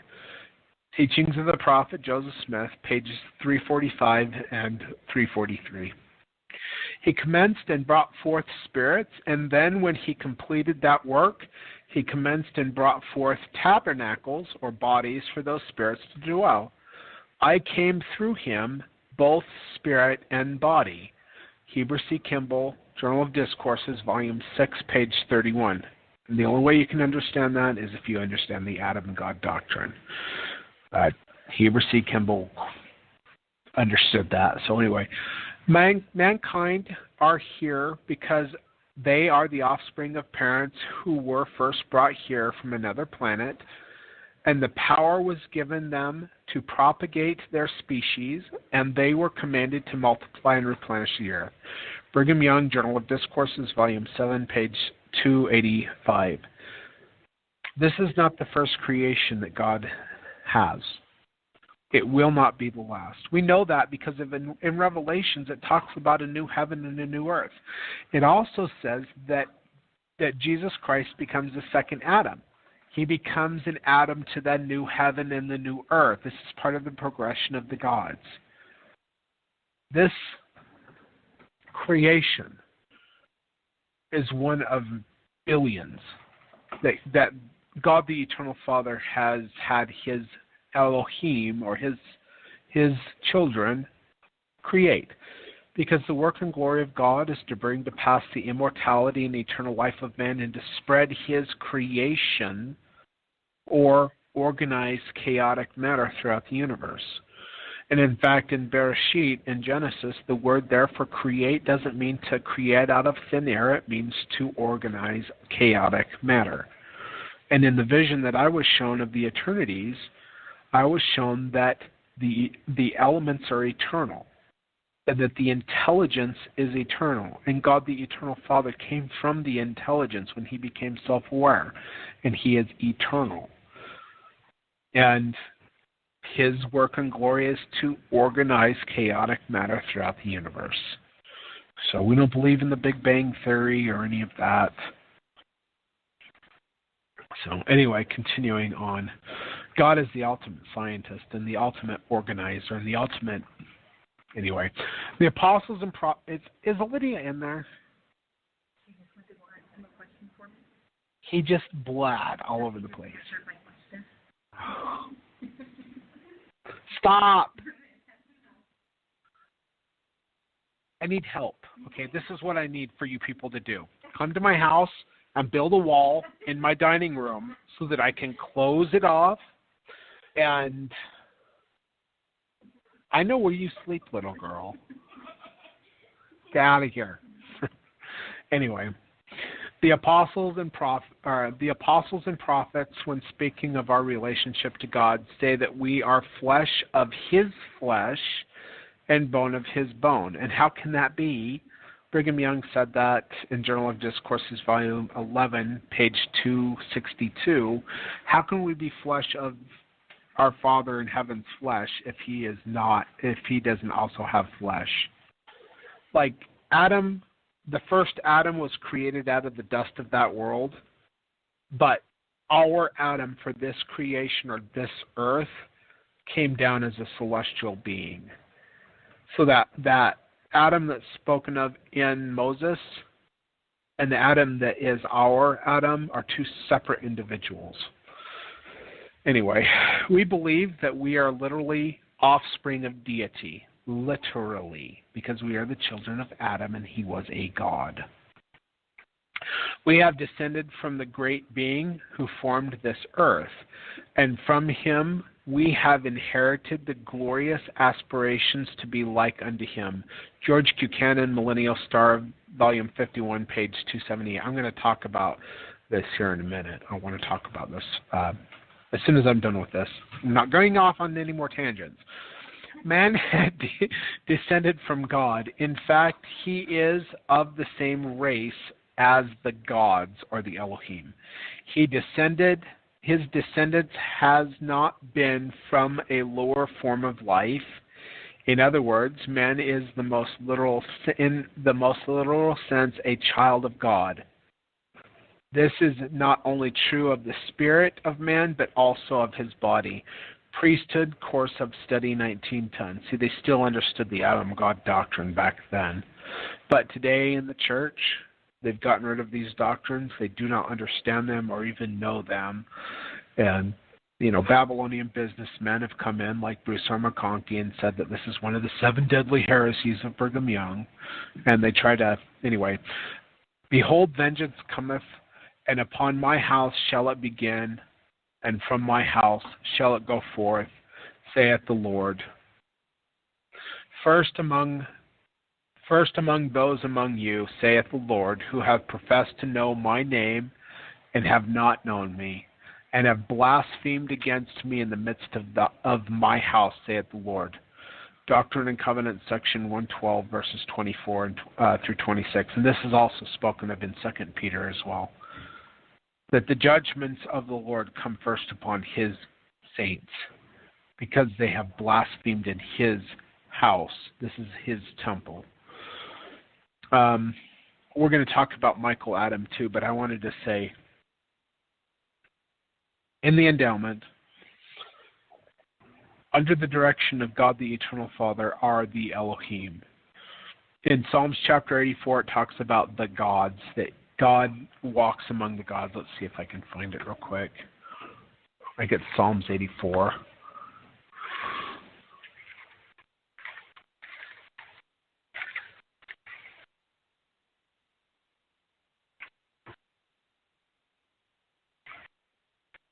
Maybe it's Proverbs 84. Ye are gods. Oh, Psalms 82. Okay, got a little mixed up, but Jehovah standeth in the congregation of the mighty. He judges among the gods. Actually, it just says God here, but it's all in capital letters, so of the King James Version. God stands in the congregation of the mighty, or the Elohim. That's what Elohim means, the mighty ones. He judges among the Elohim, the gods. How long will you judge unjustly and accept the persons of the wicked? Salah. Defend the poor and the fatherless. Do justice to the afflicted and needy. Deliver the poor and rid the poor and needy, and rid them out of the hand of the wicked. Know ye not, neither will they understand. They walk on in darkness. All the foundations of the earth are out of course. Verse 6. I have said ye are gods, and all of you are children of the Most High. But ye shall die like men, and shall fall like one of the princes. Arise, O God, judge the earth, for thou shalt inherit all nations. See, we're literally the children of God. And God judges among the children of God. So when we become joint heirs with Jesus Christ through his atonement, we become an Elohim. We become one of the mighty ones. And he uses us as his messengers to do his work in creation and many other things. But we partake in the glory of God. All things, when we're made one with him, when we become joint heirs with him, and we partake in the blessings, even as Jesus has partaken in the blessings of the Father, we become the Elohim, which is, it's sad because the language in English doesn't really work out very well, and it creates a lot of confusion. But we become his children so that we can be like he is, as any child would become like their parent. So, in the endowment, when God the Eternal Father instructs the Elohim, or the mighty ones, or the gods, the council of the gods, to take Jehovah our Elohim and have Jehovah take Michael to create the earth, Michael is the one, when they get there, Jehovah says, he basically teaches them, he says, go and create it, and Michael says it will be done, and then Michael's the one that goes and creates the earth. Joseph Smith taught that another name for God the Father is God the Creator. Michael is the Creator. He came to this earth with a resurrected body and took upon himself mortality. So when Jesus says, I do nothing except for what I've seen the Father do, the Father left his throne under the direction of Jehovah our Elohim, who is a Father above him, and he took upon himself mortality, and we are bone of his bone and flesh of his flesh. At the end of his life, he was translated. He did not die. He went up and prepared a place for the city of Enoch to go to, and that is Zion.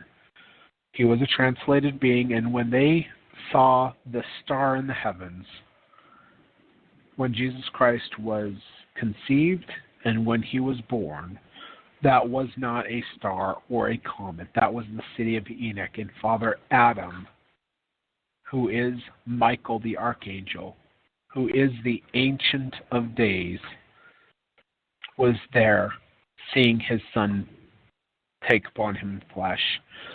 The reason why Jesus Christ is the only begotten of the Father, because he was the only begotten through, when Adam became a terrestrial being, when he was translated, the only person that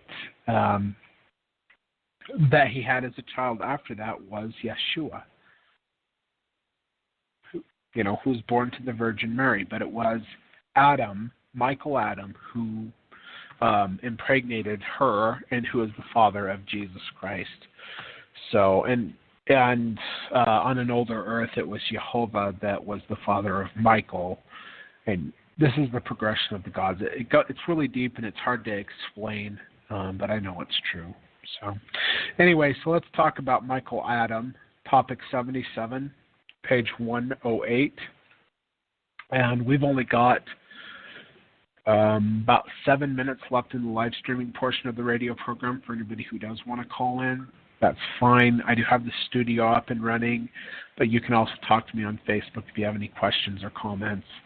After 7 minutes, the phone lines get cut out, and people who are on, they get to stay on. People who are off, they don't get to call in after that. So the guest call-in number is 917-889-8827. That's 917-889-8827.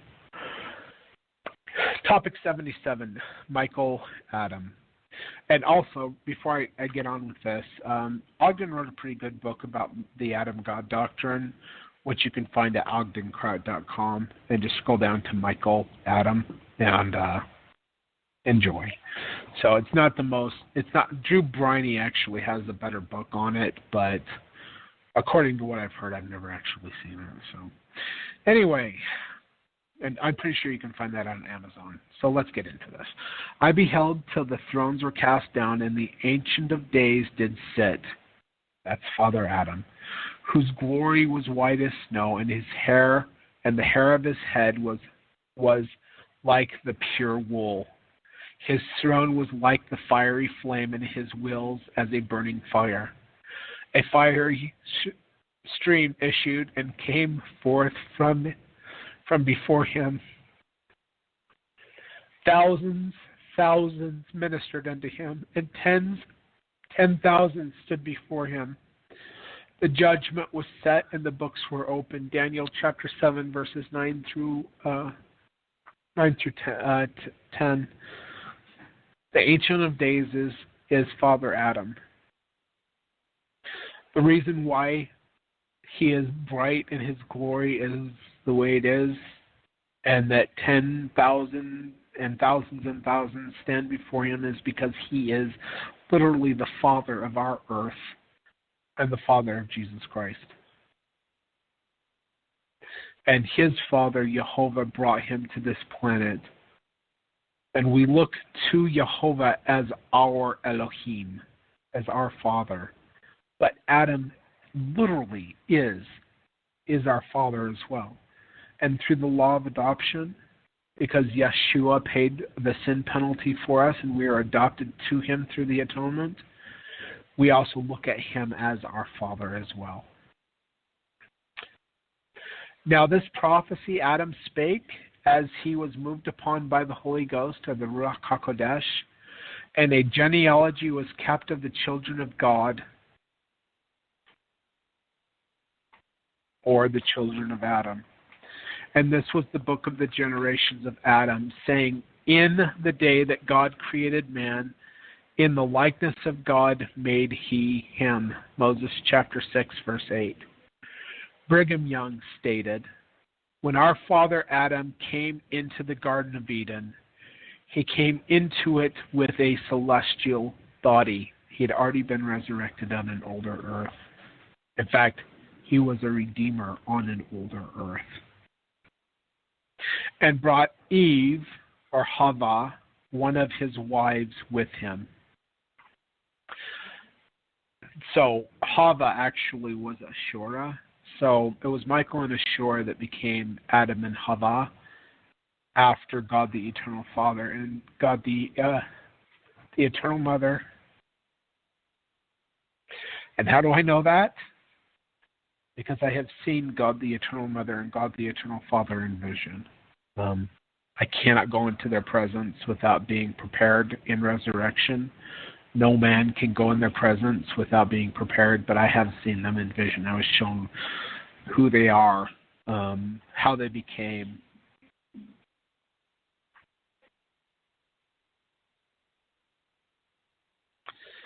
Continuing on this quote, he helped make and organize this world. He is Michael the Archangel, the Ancient of Days, about whom holy men have written and spoken. He is our Father and our God, and the only God with whom we have to do. Journal of Discourses, Volume 1, page 50. Did you have? You know, and I told Kim about it. She was like, "No, that's not true." She was arguing with me about it. We were going.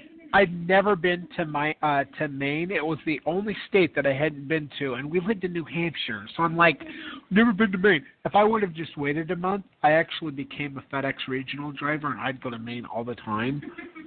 But we're like, hey, let's drive over to Maine, and then we'll drive over the border, and then I can say I've been to Maine. So we were driving.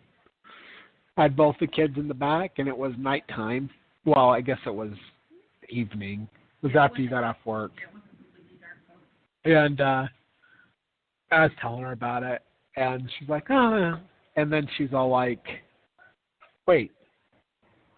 And I was trying to talk to her, and she's like, shut up. And the Spirit confirmed to her the truth of it, of the Adam God doctrine. And then she knew by revelation that it was true. So, which is a nail in the coffin to any member of the Church of Jesus Christ of Latter-day Saints. My wife is still a member, but they don't know of her apostasy for believing that Brigham Young was a prophet and the Adam God doctrine is true. They do, but they need numbers. Oh, yeah, they need numbers. Anyway, my wife's still a member of the church. But anyway, all right, let's see. Why was man called Adam? So Adam means man. So whenever Jesus is like, I'm the son of man, he's actually saying in Hebrew, I'm the son of Adam. Literally, he says that. We're all the sons of Adam, but he's the only begotten of Adam through the celestial whatever. Anyway, he was the first man on the earth and its framer and maker. He, with the help of his brethren, brought it into existence. Then he said, I want my children who are in the spirit world to come and live here. And so this is the new earth. So in Revelations it talks about a new heaven and a new earth in the future. Well, this is the new heaven and the new earth from an older earth. So anyway, I once dwelt upon an earth something like this in a mortal state, and I was faithful and received my crown and exaltation. He was the Redeemer of that world. I have the privilege of extending my work, and to its increase there will be no end. Brigham Young, Deseret News Weekly, Volume 22, page 308. Adam and Eve are the parents of all pertaining to the flesh, and I would not say that they are not also the parents of our spirits. Brigham Young, Journal of Discourses, Volume 7, page 290. Adam was an immortal being when he came on this earth. That's Michael, Adam. And had begotten all of the spirits that was to come to this earth And Eve, our common mother, or Hava, who is the mother of all living, bore those spirits in the celestial world. John L. Nuttall, Journal of John L. Nuttall, Volume 1, page 20. I actually don't trust anything that John L. Nuttall says at all. I believe he was responsible for the murder of Brigham Young and John Taylor. So anyway, we've got 60 seconds left in the live streaming portion of the radio program. Anybody who does want to call in can call 917-889-8827. And anybody who is listening on the live stream at Blog Talk, you're gonna get cut off. So if you want to watch the rest of this, you can either go to facebook.com/LAZURUS1977 or type in Mark Lichtenwalter. That's Lichtenwalter. Or you can go to my channel on YouTube, which is Messiah Ben Joseph, or youtube.com/user/God is my compass, and watch it there. So 10 seconds to call in, and nobody's calling in, but that's fine. All right. You can. Once the live streaming portion of the radio program is over with, nobody can call in unless you're already on. If you're on, you can continue to stay on and listen, and then if you push 1, you can come up on the air. But if you don't want to come on the air and you want to ask me questions, you can do so on Facebook Live, which is for all of those people who are too scared to come on the air. And I understand that. I've called into like Coast to Coast, and I've called into other radio programs, and I was a radio show host, and I would always get like, my heart would pound, especially when I was talking to like Art Bell back in the day, and or George Norrie. Like, it's just like talking on the phone. You're talking on the phone, but everybody in the whole world can hear it, and that's why Kim doesn't like to be on the air. She's gotten better at it over the years, but continuing on, he is the father of our spirits, as well as the tabernacle of the sons and daughters of man. Let me read that again. He is the father of our spirits, as well as the tabernacles of the bodies of the sons and daughters of man. Adam. Brigham Young, Women of Mormondom, page 179. So, Michael was a redeemer on an older earth. We all lived on that older earth.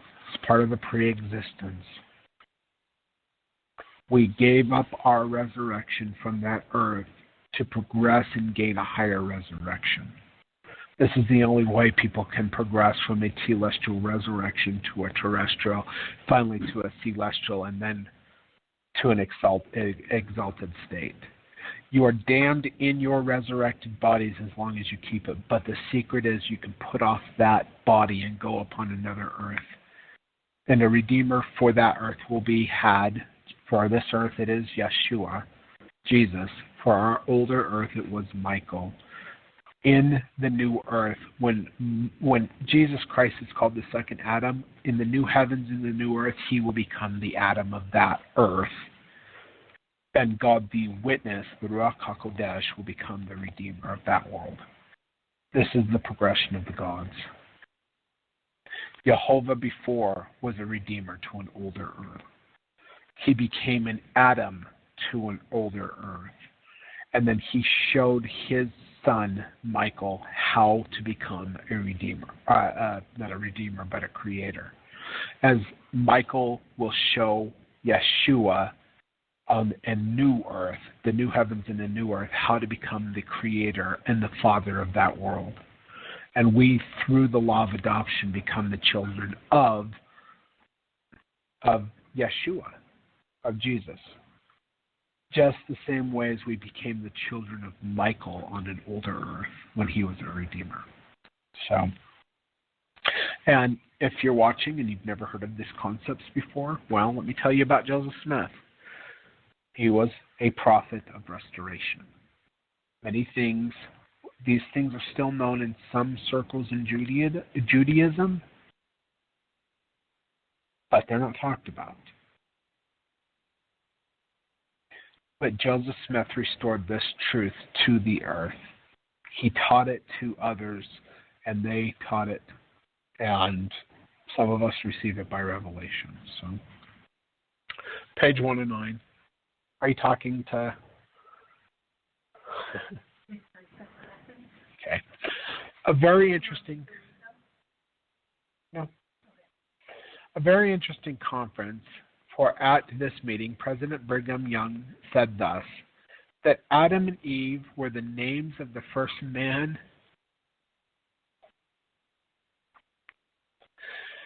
and a woman of every earth that was ever organized.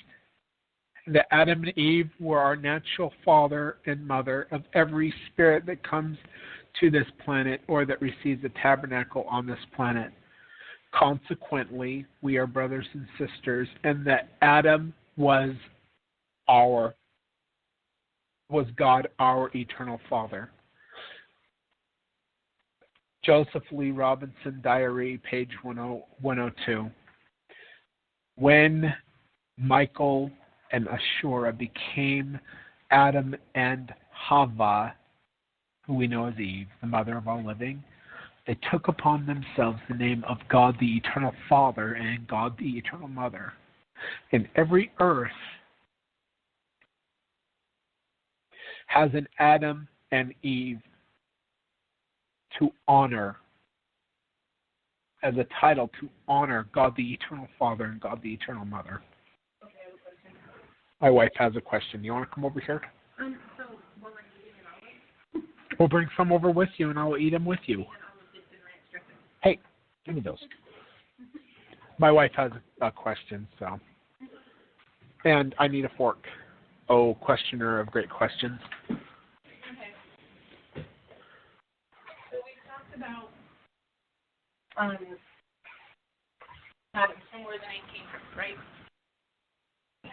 So, what about Eve? Because the eternal mother, or the mother Hava. was Hava. What was Ashura? Ashura? Okay. That was my question because I become confused about the name. Okay. Michael, the archangel, took upon himself the name of Adam to honor God the Eternal Father in his name, Adam, amen. Ashura. Oh, what came before it was Ashura. Well, she was Michael's wife. So, like Yeshua is married to Mary Magdalene, or Miriam. Mm-hmm. Michael was married and sealed to Ashura on an older earth. Mm-hmm. And when they were exalted, they took upon themselves the name of Adam and Eve, or Hava. And that is where Ashura comes from. Okay.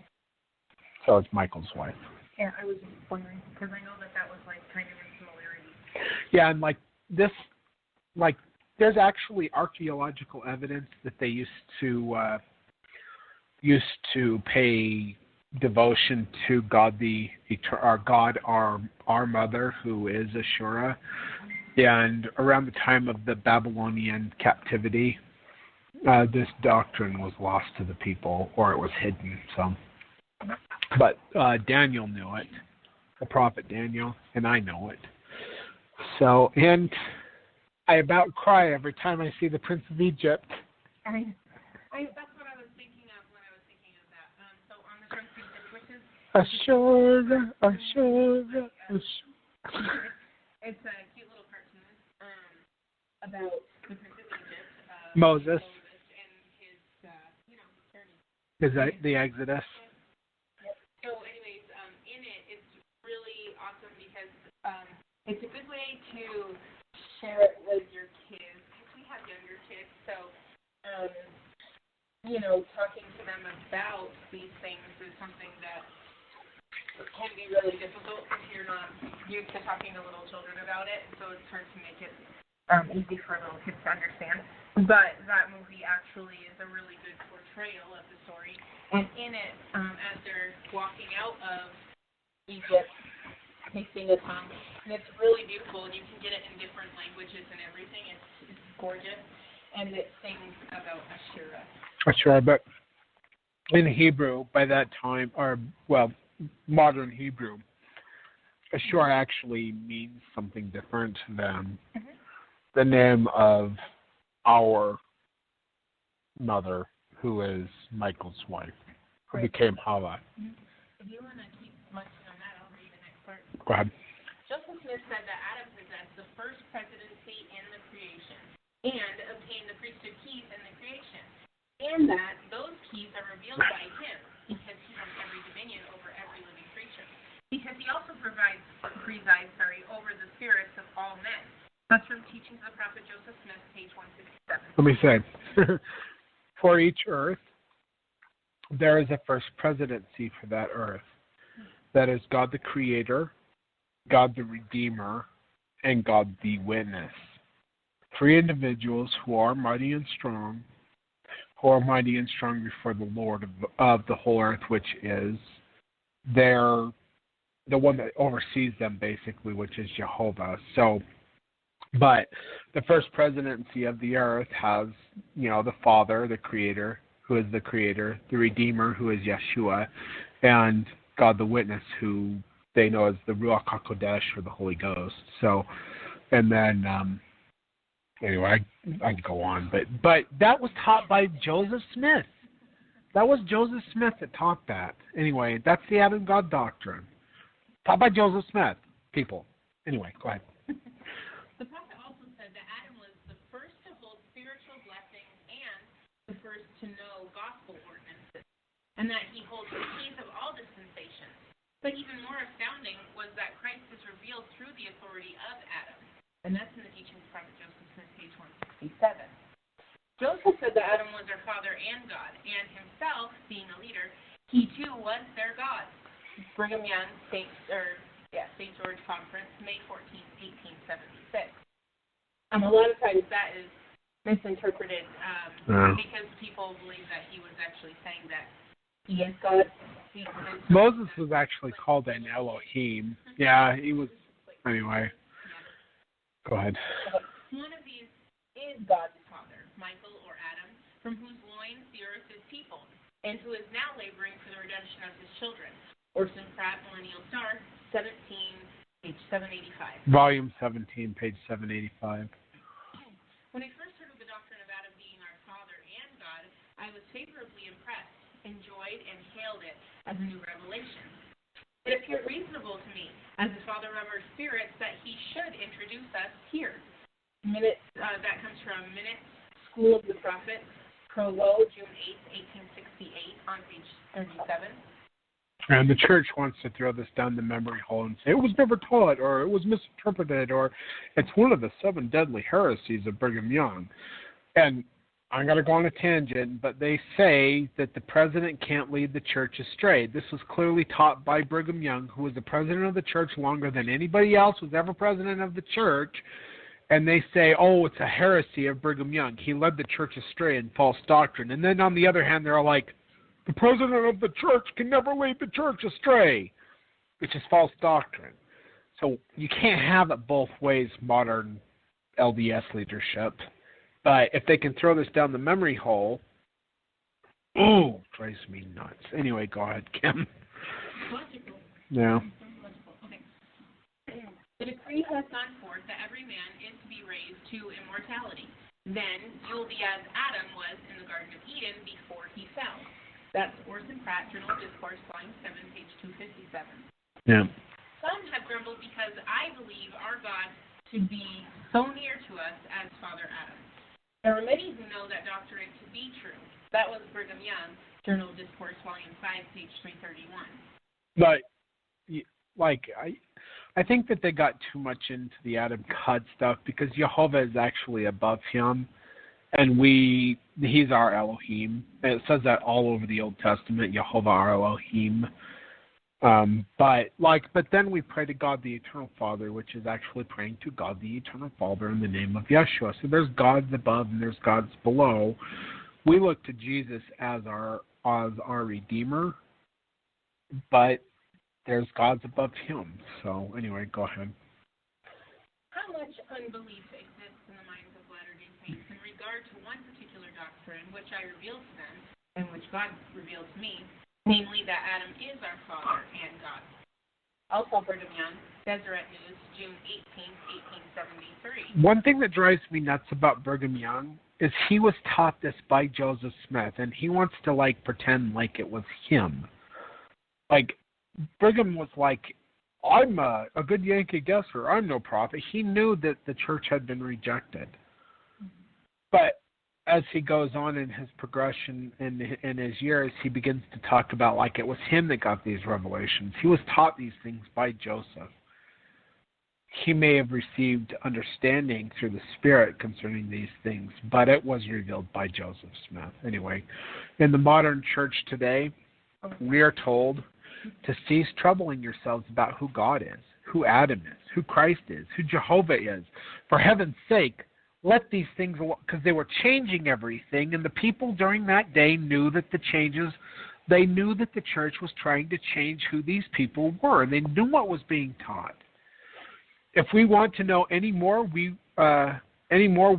and we will get where God is and is in person. I say this because we are very troubled every little while with inquiries from the elders anxious to know who God is, who Christ is, who Adam is. I say to the elders of Israel, stop this. Wilford Woodruff, April 7th, 1895, Millennial Star, Volume 57, page 355. She drives me nuts. But I had something to say. Don't question anything.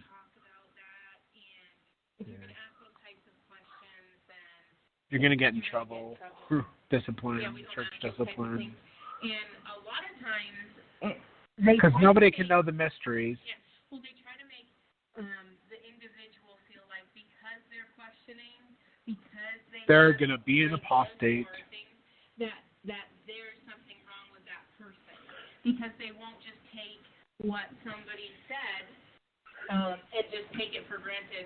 And so they're like, well, you don't need to know this. You don't need to do that. You don't have to. Yeah. And that's not what the person is asking. Innately, the people, your being wants to know God. You want to know who your Creator is. Yeah. Everybody wants to know. And when these well, and you go and you don't. Idea, they couldn't just answer. So. Oh, I got to see what he said. Okay. So all I'm saying is that this kind of stuff, there's little tiny things in all of these that I see that point to the way that things are now. Or the way things were. And the reason why Wilford was like, everybody was taught, or like these elders were like, who was this guy and who is that guy? Because these people knew when the church had believed that Jehovah was not Jesus Christ. And these things were being changed by this time in the 1890s. They knew that the Adam God doctrine had been taught. And so instead of addressing it as the president and prophet of the church, who should have known better, they say, oh, don't question. We'll figure that out later. Because they were changing things, and the people in the church knew it. That's part of the reason why you have so many fundamentalist sects out there. Because the church likes to change things. Because they got this idea in their head that the leader of the church can never lead you astray, while they say at the same time that Brigham Young, the leader of the church of that day, did lead the people astray in doctrine. Anyway, Jordan says here, learning about the Adam God doctrine has given me a new meaning to the fall and condescension of God. That's a condensation. Anyway, continuing, more of the modern apostate church. If what is meant is that Adam had passed on to celestial glory through a resurrection before he came here, and that afterwards he was appointed to this earth to die again, the second time becoming mortal, he didn't die, he was translated, then it is not scriptural or according to the truth. Heber J. Grant, the apostate from hell himself, 7th President of the Church, Messages from the First Presidency, Volume 5, page 289, to 290, and that was given February 26th of 1931. Continuing on with the modern apostate church, this so-called Adam God theory is false and contrary to the body of revealed truth. Bruce R. McConkie, the apostate apostle, criticism of factions. He is the apostate apostle. He was a Babylonian businessman, and one of the revelations that I have received, it says that I kind of twisted. I used these words, but basically, Babylonian businessmen or false administrators have hijacked the church. That's what's happened.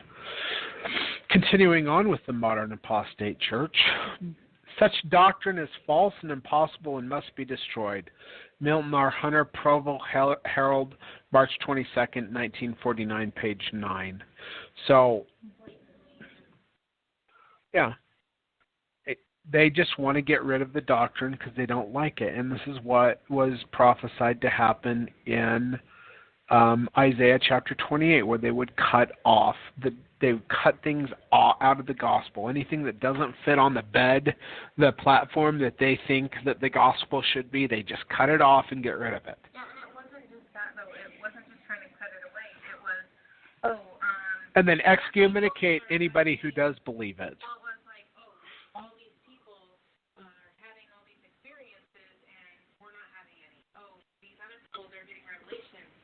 Oh, yeah.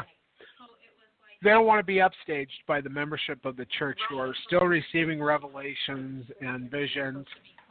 Yeah, so they're all like, well, that's too sacred to talk about. And you shouldn't talk about that, and we're going to discipline you if you talk about that because they're not getting any revelation because they are not who they say they are.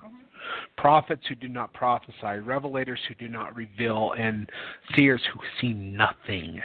And it makes it sad for all of the people because then they became afraid to even talk about their experiences. Yeah. And they were like, oh, we shouldn't cast our pearls before swine. And it's like, oh, that drives me nuts too. Okay. If I am speaking to the congregation of Latter-day Saints who are believers, and I share something that is too sacred for them to know because we shouldn't cast our pearls before swine, as the presidency of the church has stated, then what they are calling you is swine, people. They look at you, the members of the church, as swine who should not have pearls cast before them as believing members of the Church of Jesus Christ on the face of the earth. You are swine in their eyes, and it pisses me off. When God sends prophets from among the ranks and the rank and file of the church, as he did with Amos. Amos was nobody. He was nobody but a shepherd in the field who went up against the ecclesiastical authority of his day, because that's how God chooses his prophets. And when I talked to L. Tom Perry about my experiences, he slapped me on the back, and I still remember. He slapped me on the back, and he said, well, God's the one that chooses his prophets, because we sure don't, because he understood. And he knew who I was. He came and interviewed me about my experiences with God in the Holy of Holies. But they don't listen because they have the hierarchy and the leadership and the control of the minds of the people. And if anybody ever gets a revelation, according to them, you better shut up or you're getting kicked out. Right. Honestly, though, okay, so I'm sort of like, I am understanding. Honestly, though, it's like every other man. Innately, in man's nature, they want to be revered or held at a higher standard. They want to be in charge. They want to have power over people. They just want power. And so for them, when it's something they don't know or don't understand, they are afraid and they're scared, and that's how they react. So with trying to have more control and more power. Yeah, but then they kill and banish and but they disregard. That's like the byproduct. It's the parable of the vineyard. You know, God sends people into the vineyard, and the husbandmen in the vineyard want to kill the messenger and cast him out. And they did that to Jesus, and they will do that because that's how they are. Nothing is new under the sun. Anyway, How long is that? I'm trying to get to 80 if I can get there. Okay. We have 36 minutes before we get completely cut off of the radio show, so I'm going to let my wife read it. Okay. Honoring the dead prophet. But woe unto you, scribes and Pharisees, hypocrites, for ye shut up the kingdom of heaven against men. For ye neither go in yourselves, neither suffer ye them that are entering in to go in. Ye blind guides which strain at gnats and swallow a. Can I read this? I read it better. Whoa!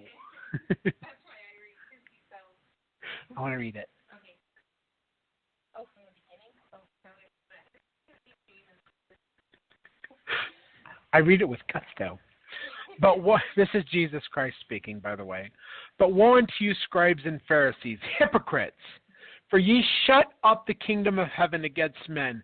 For ye neither go in yourself, neither suffer ye them that are entering to go in. Ye blind guides, which strain at a gnat and swallow a camel. Woe unto you, scribes and Pharisees, hypocrites! Because ye build the tombs of the prophets and garnish the sepulchres of the righteous. Matthew chapter 23, verse 13. Yes, it was. 24, 29. I got it. I'm just reading. O ye 12, and all saints, profit by this important key, that in all your trials, troubles, temptations, afflictions, bonds, imprisonments, and death, see to it that you do not betray heaven, that you do not betray Jesus Christ, that you do not betray the brethren, and you do not betray the revelations of God, whether in the Bible, the Book of Mormon, or the Doctrine and Covenants, or any other that has ever or will ever have been revealed, given and revealed unto men in this world, or that which is to come. Yea, in all your kicking and floundering, see to it that you do not do this thing, lest innocent blood be found upon your skirts, and you go down unto hell. All other sins are not to be compared to sinning against the Holy Ghost, and proving a traitor to the brethren. Teachings of the Prophet Joseph Smith, page 156. Joseph Smith said if they contradict the Bible, the Book of Mormon, or the Doctrine and Covenants, you set them down as imposters. And now the church wants to say, well, the living prophet is more important than a dead prophet, and if the living prophet contradicts the dead prophet, then the living prophet has right to do that. Drives me nuts. That is further proof that they are imposters, that they are in apostasy, and they have hijacked the church.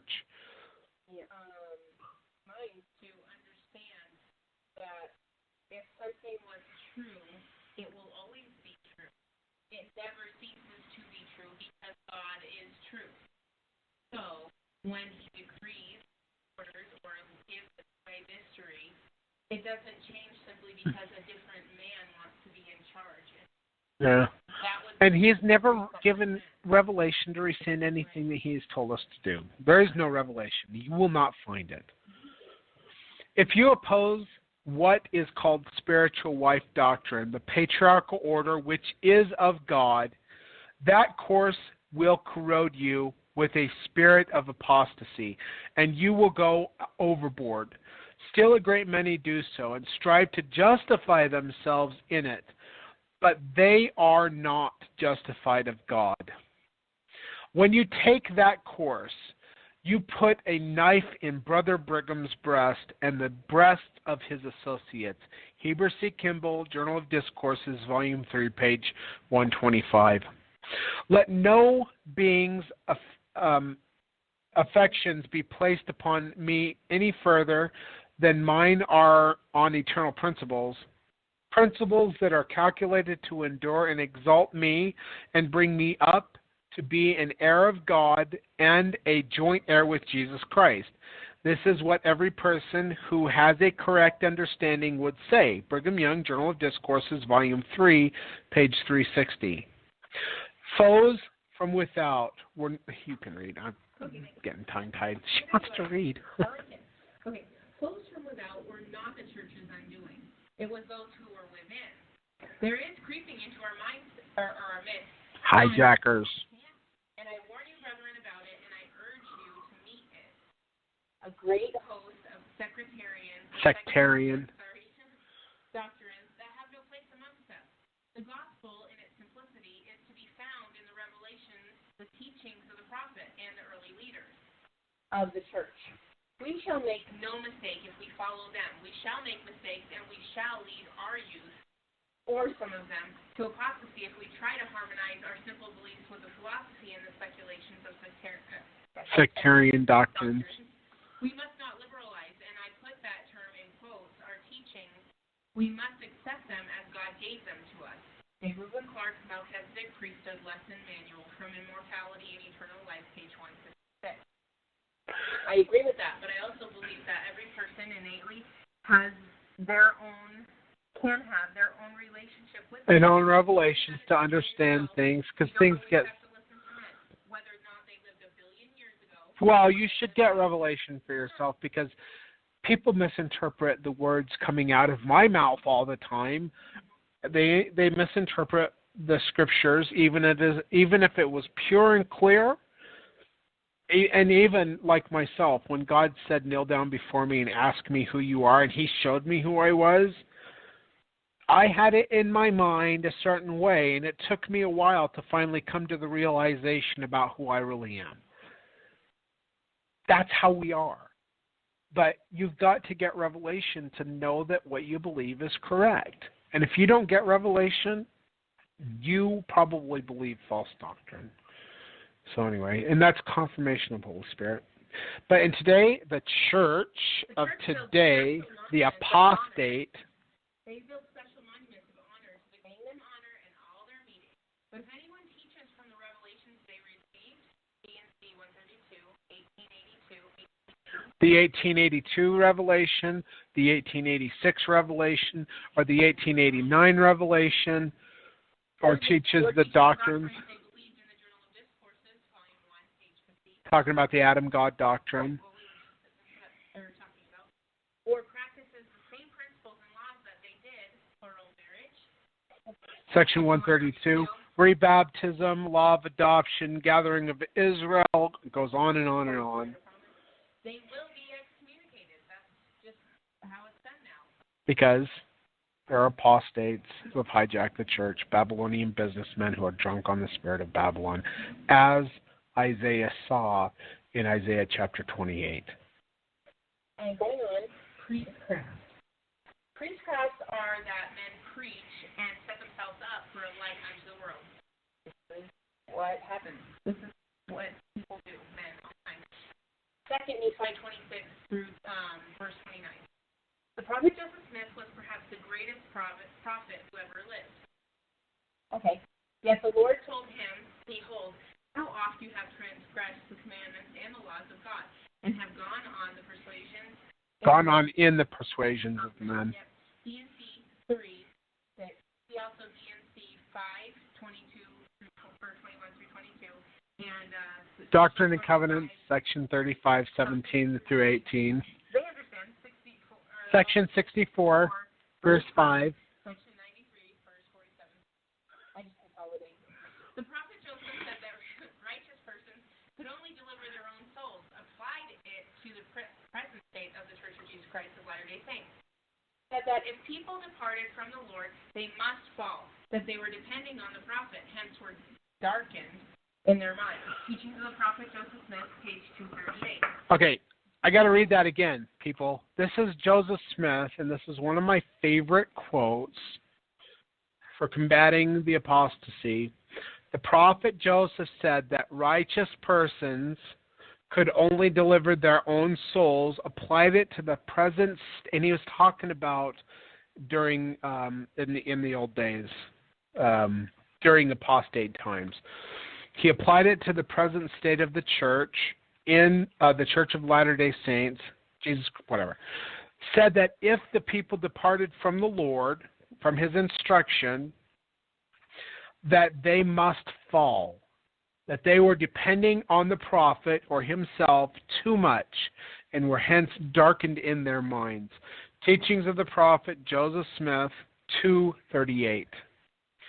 Do not, brethren, put your trust in man, though he be a bishop, an apostle, or a president, president of the church. If you do, they will fail you at some time or place.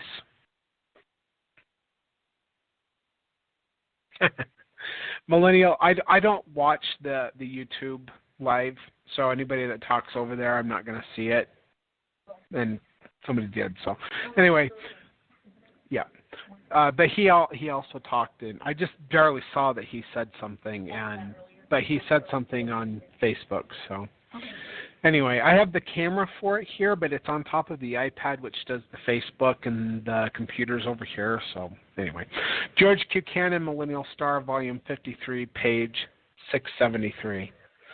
It is a desirable honor that you should so walk before your Heavenly Father as to save yourselves. We are all responsible to God for the manner we improve the light and wisdom given by our Lord to enable us to save ourselves. Teachings of the Prophet Joseph Smith, page 227. Let me just say something real quick. People get these, they misinterpret what is being taught here. You can't save yourself. You cannot live God's laws perfectly. You're going to fail. If you fail one time, that is sin and it stains your garments. Isaiah said, though your sins be as scarlet, they shall be made as white as snow, right? We can't save ourselves. But what we can do is learn what God wants us to do and then do it.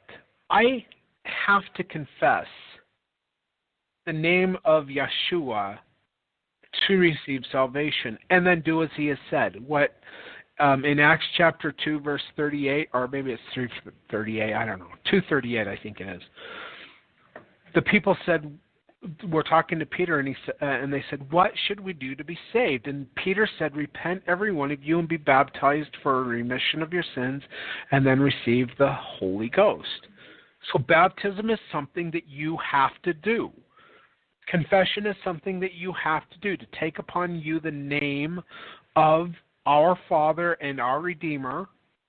You have to do that. If you don't do that, you have no salvation. So saving yourself is being obedient to what God has asked us to do. If you love me, keep my commandments. That is also part of salvation. You can confess all day long and never do what God has asked, and when you get to the judgment bar, he will say, depart from me, ye workers of iniquity. I never knew you. These people who came before him did many great things in his name. They were Christians, but they didn't do what he asked them to do. And at the end, they received their damnation, not their salvation. Go ahead, Kim. Priesthood elevates to the worthy of true and living God. Priesthood degrades the slavery of the soul. Priesthood saves, priesthood destroys. I don't know what that abbreviation. No, it doesn't. Okay, if anybody knows what CONT, the abbreviation for that is, it's an early church manual or record. I don't know what it is. I've seen that a lot in my readings over the years. I don't know what it's talking about. Rabbi Google. Yes. But it says continue. Yeah, volume 10, verse page 24. Page 24. Okay, sure. Not verse. So long therefore, as the people rely upon their leaders, they are not manifesting that degree of faith. They are not in a position to think and reflect for themselves as they should. Apostle M. Thatcher. Journal of Discourses. Volume 26. Page 328. There are those among this people who are influenced controlled and biased in their thoughts, actions, and feelings by some other individual or family, on whom they place their dependence for spiritual and temporal instruction, and for salvation in the end. These persons do not depend upon themselves for salvation, but upon another of their poor, weak fellow mortals. I do not depend upon any inherent goodness of my own, say they, to introduce me into the kingdom of glory, but I depend upon you, Brother Joseph, upon you, Brother Brigham, upon you, Brother Heber, or upon you, Brother James. I believe your judgment is superior to mine, and consequently, I let you judge for me. Your spirit is better than mine, therefore you can do good for me. I will submit myself wholly to you and place you in all my confidence for life and salvation. Where you go, I will go, and where you tarry, there I will stay, expecting that you will introduce me through the gates into the heavenly Jerusalem. That is the lazy way. That is the way. You can't do that. Yeah. And even in Section 76, I'm sorry, you got me on something. In Section 76, Chris has said that CONT is contributor. I forgot about it. Yeah, we forgot about it. Anyway, but in Section, I know, Section 76 says that the celestial or terrestrial beings are they who are some of one and some of another, and it even involves some of Joseph, some of Paul, and even some of Christ. And the reason why it says some of Christ is because they listen to, they read his word or they listen to him, but they never got revelation from the Father for themselves to know if their interpretation of what he was saying is correct. So they are damned. They do not receive a higher state of resurrection. They are damned in a lesser resurrection because they never got revelation for themselves. They thought that they could be writing the... Yeah, God wants all of us to be prophets. God wants us all. He is no respecter of persons, but he also doesn't withhold himself from people who want revelation. If you lack wisdom, ask God, and he will give it to you freely, and he will. So, anyway. They cannot rule themselves, to say nothing of ruling others, but they must be dictated to in every trifle, like a child. Yeah. Brigham Young Journal of Discourse, Volume 1, page 312. And that's why I don't like to tell people what to do. I give them advice, but I want people to get revelation for themselves. You can be an example to people. And I give them advice. Exactly what they say. And I would hate it if people hung on every word that I say, oh, you should be a farmer and you should do this and do that. And maybe it's God's will that you actually do something else. So I'm not going to give, I'm not going to tell people what to do. It's just not my thing. Even though I've got certain authority, I'm not going to do that because... In a sense, if you're... Okay, this is my own belief.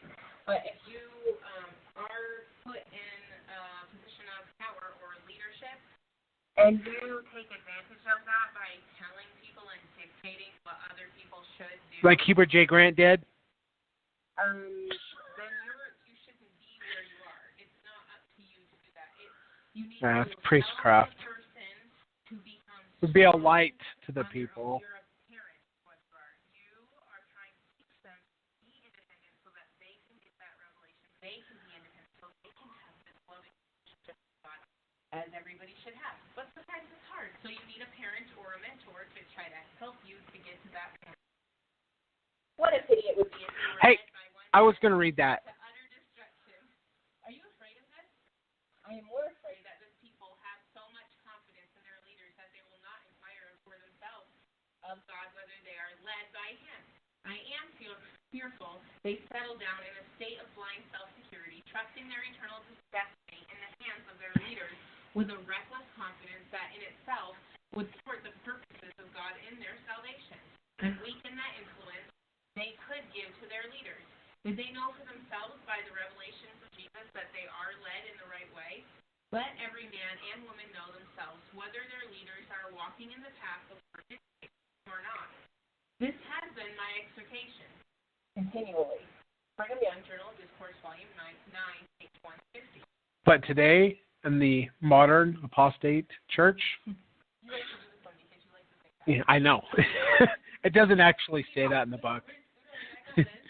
President Harold B. Lee stated that President Grant used to say to us, "Brethren, keep your eye on the president of this church, and if he tells you to do anything and it is wrong and you do it, the Lord will bless you for it.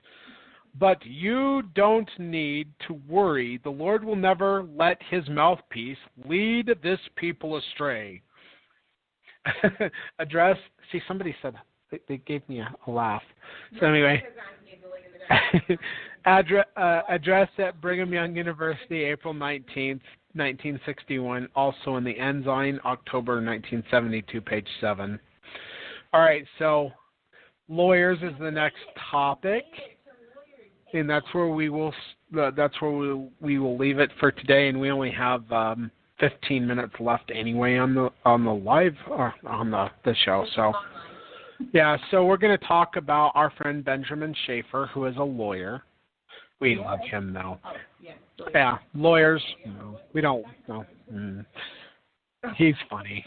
We like Benjamin, so we're not going to talk about Benjamin, but when I come back on Monday, probably, we'll see, we'll start with on page 115, and we will start with topic 80, lawyers. So anyway, I will post the text to what we read tonight without all the commentary, of course, at Zion's Redemption Bookstore page on Facebook, and also in my various groups, LDS Last Days Prophecy and Gospel Discussions, also LDS Gospel Mysteries, and on my different pages, Church of the Living Messiah, Messiah Ben Joseph, The One Mighty and Strong, what else? And we're going to go eat salad with steak on it. So anyway, thank you for joining us this Shabbat night evening, and we hope that you have a blessed Shabbat. And Shalom Aleichem, which means peace be upon you. And we leave you with all of this in the name of Yeshua, our Messiah. Amen. Thank you for watching. Take care. Bye.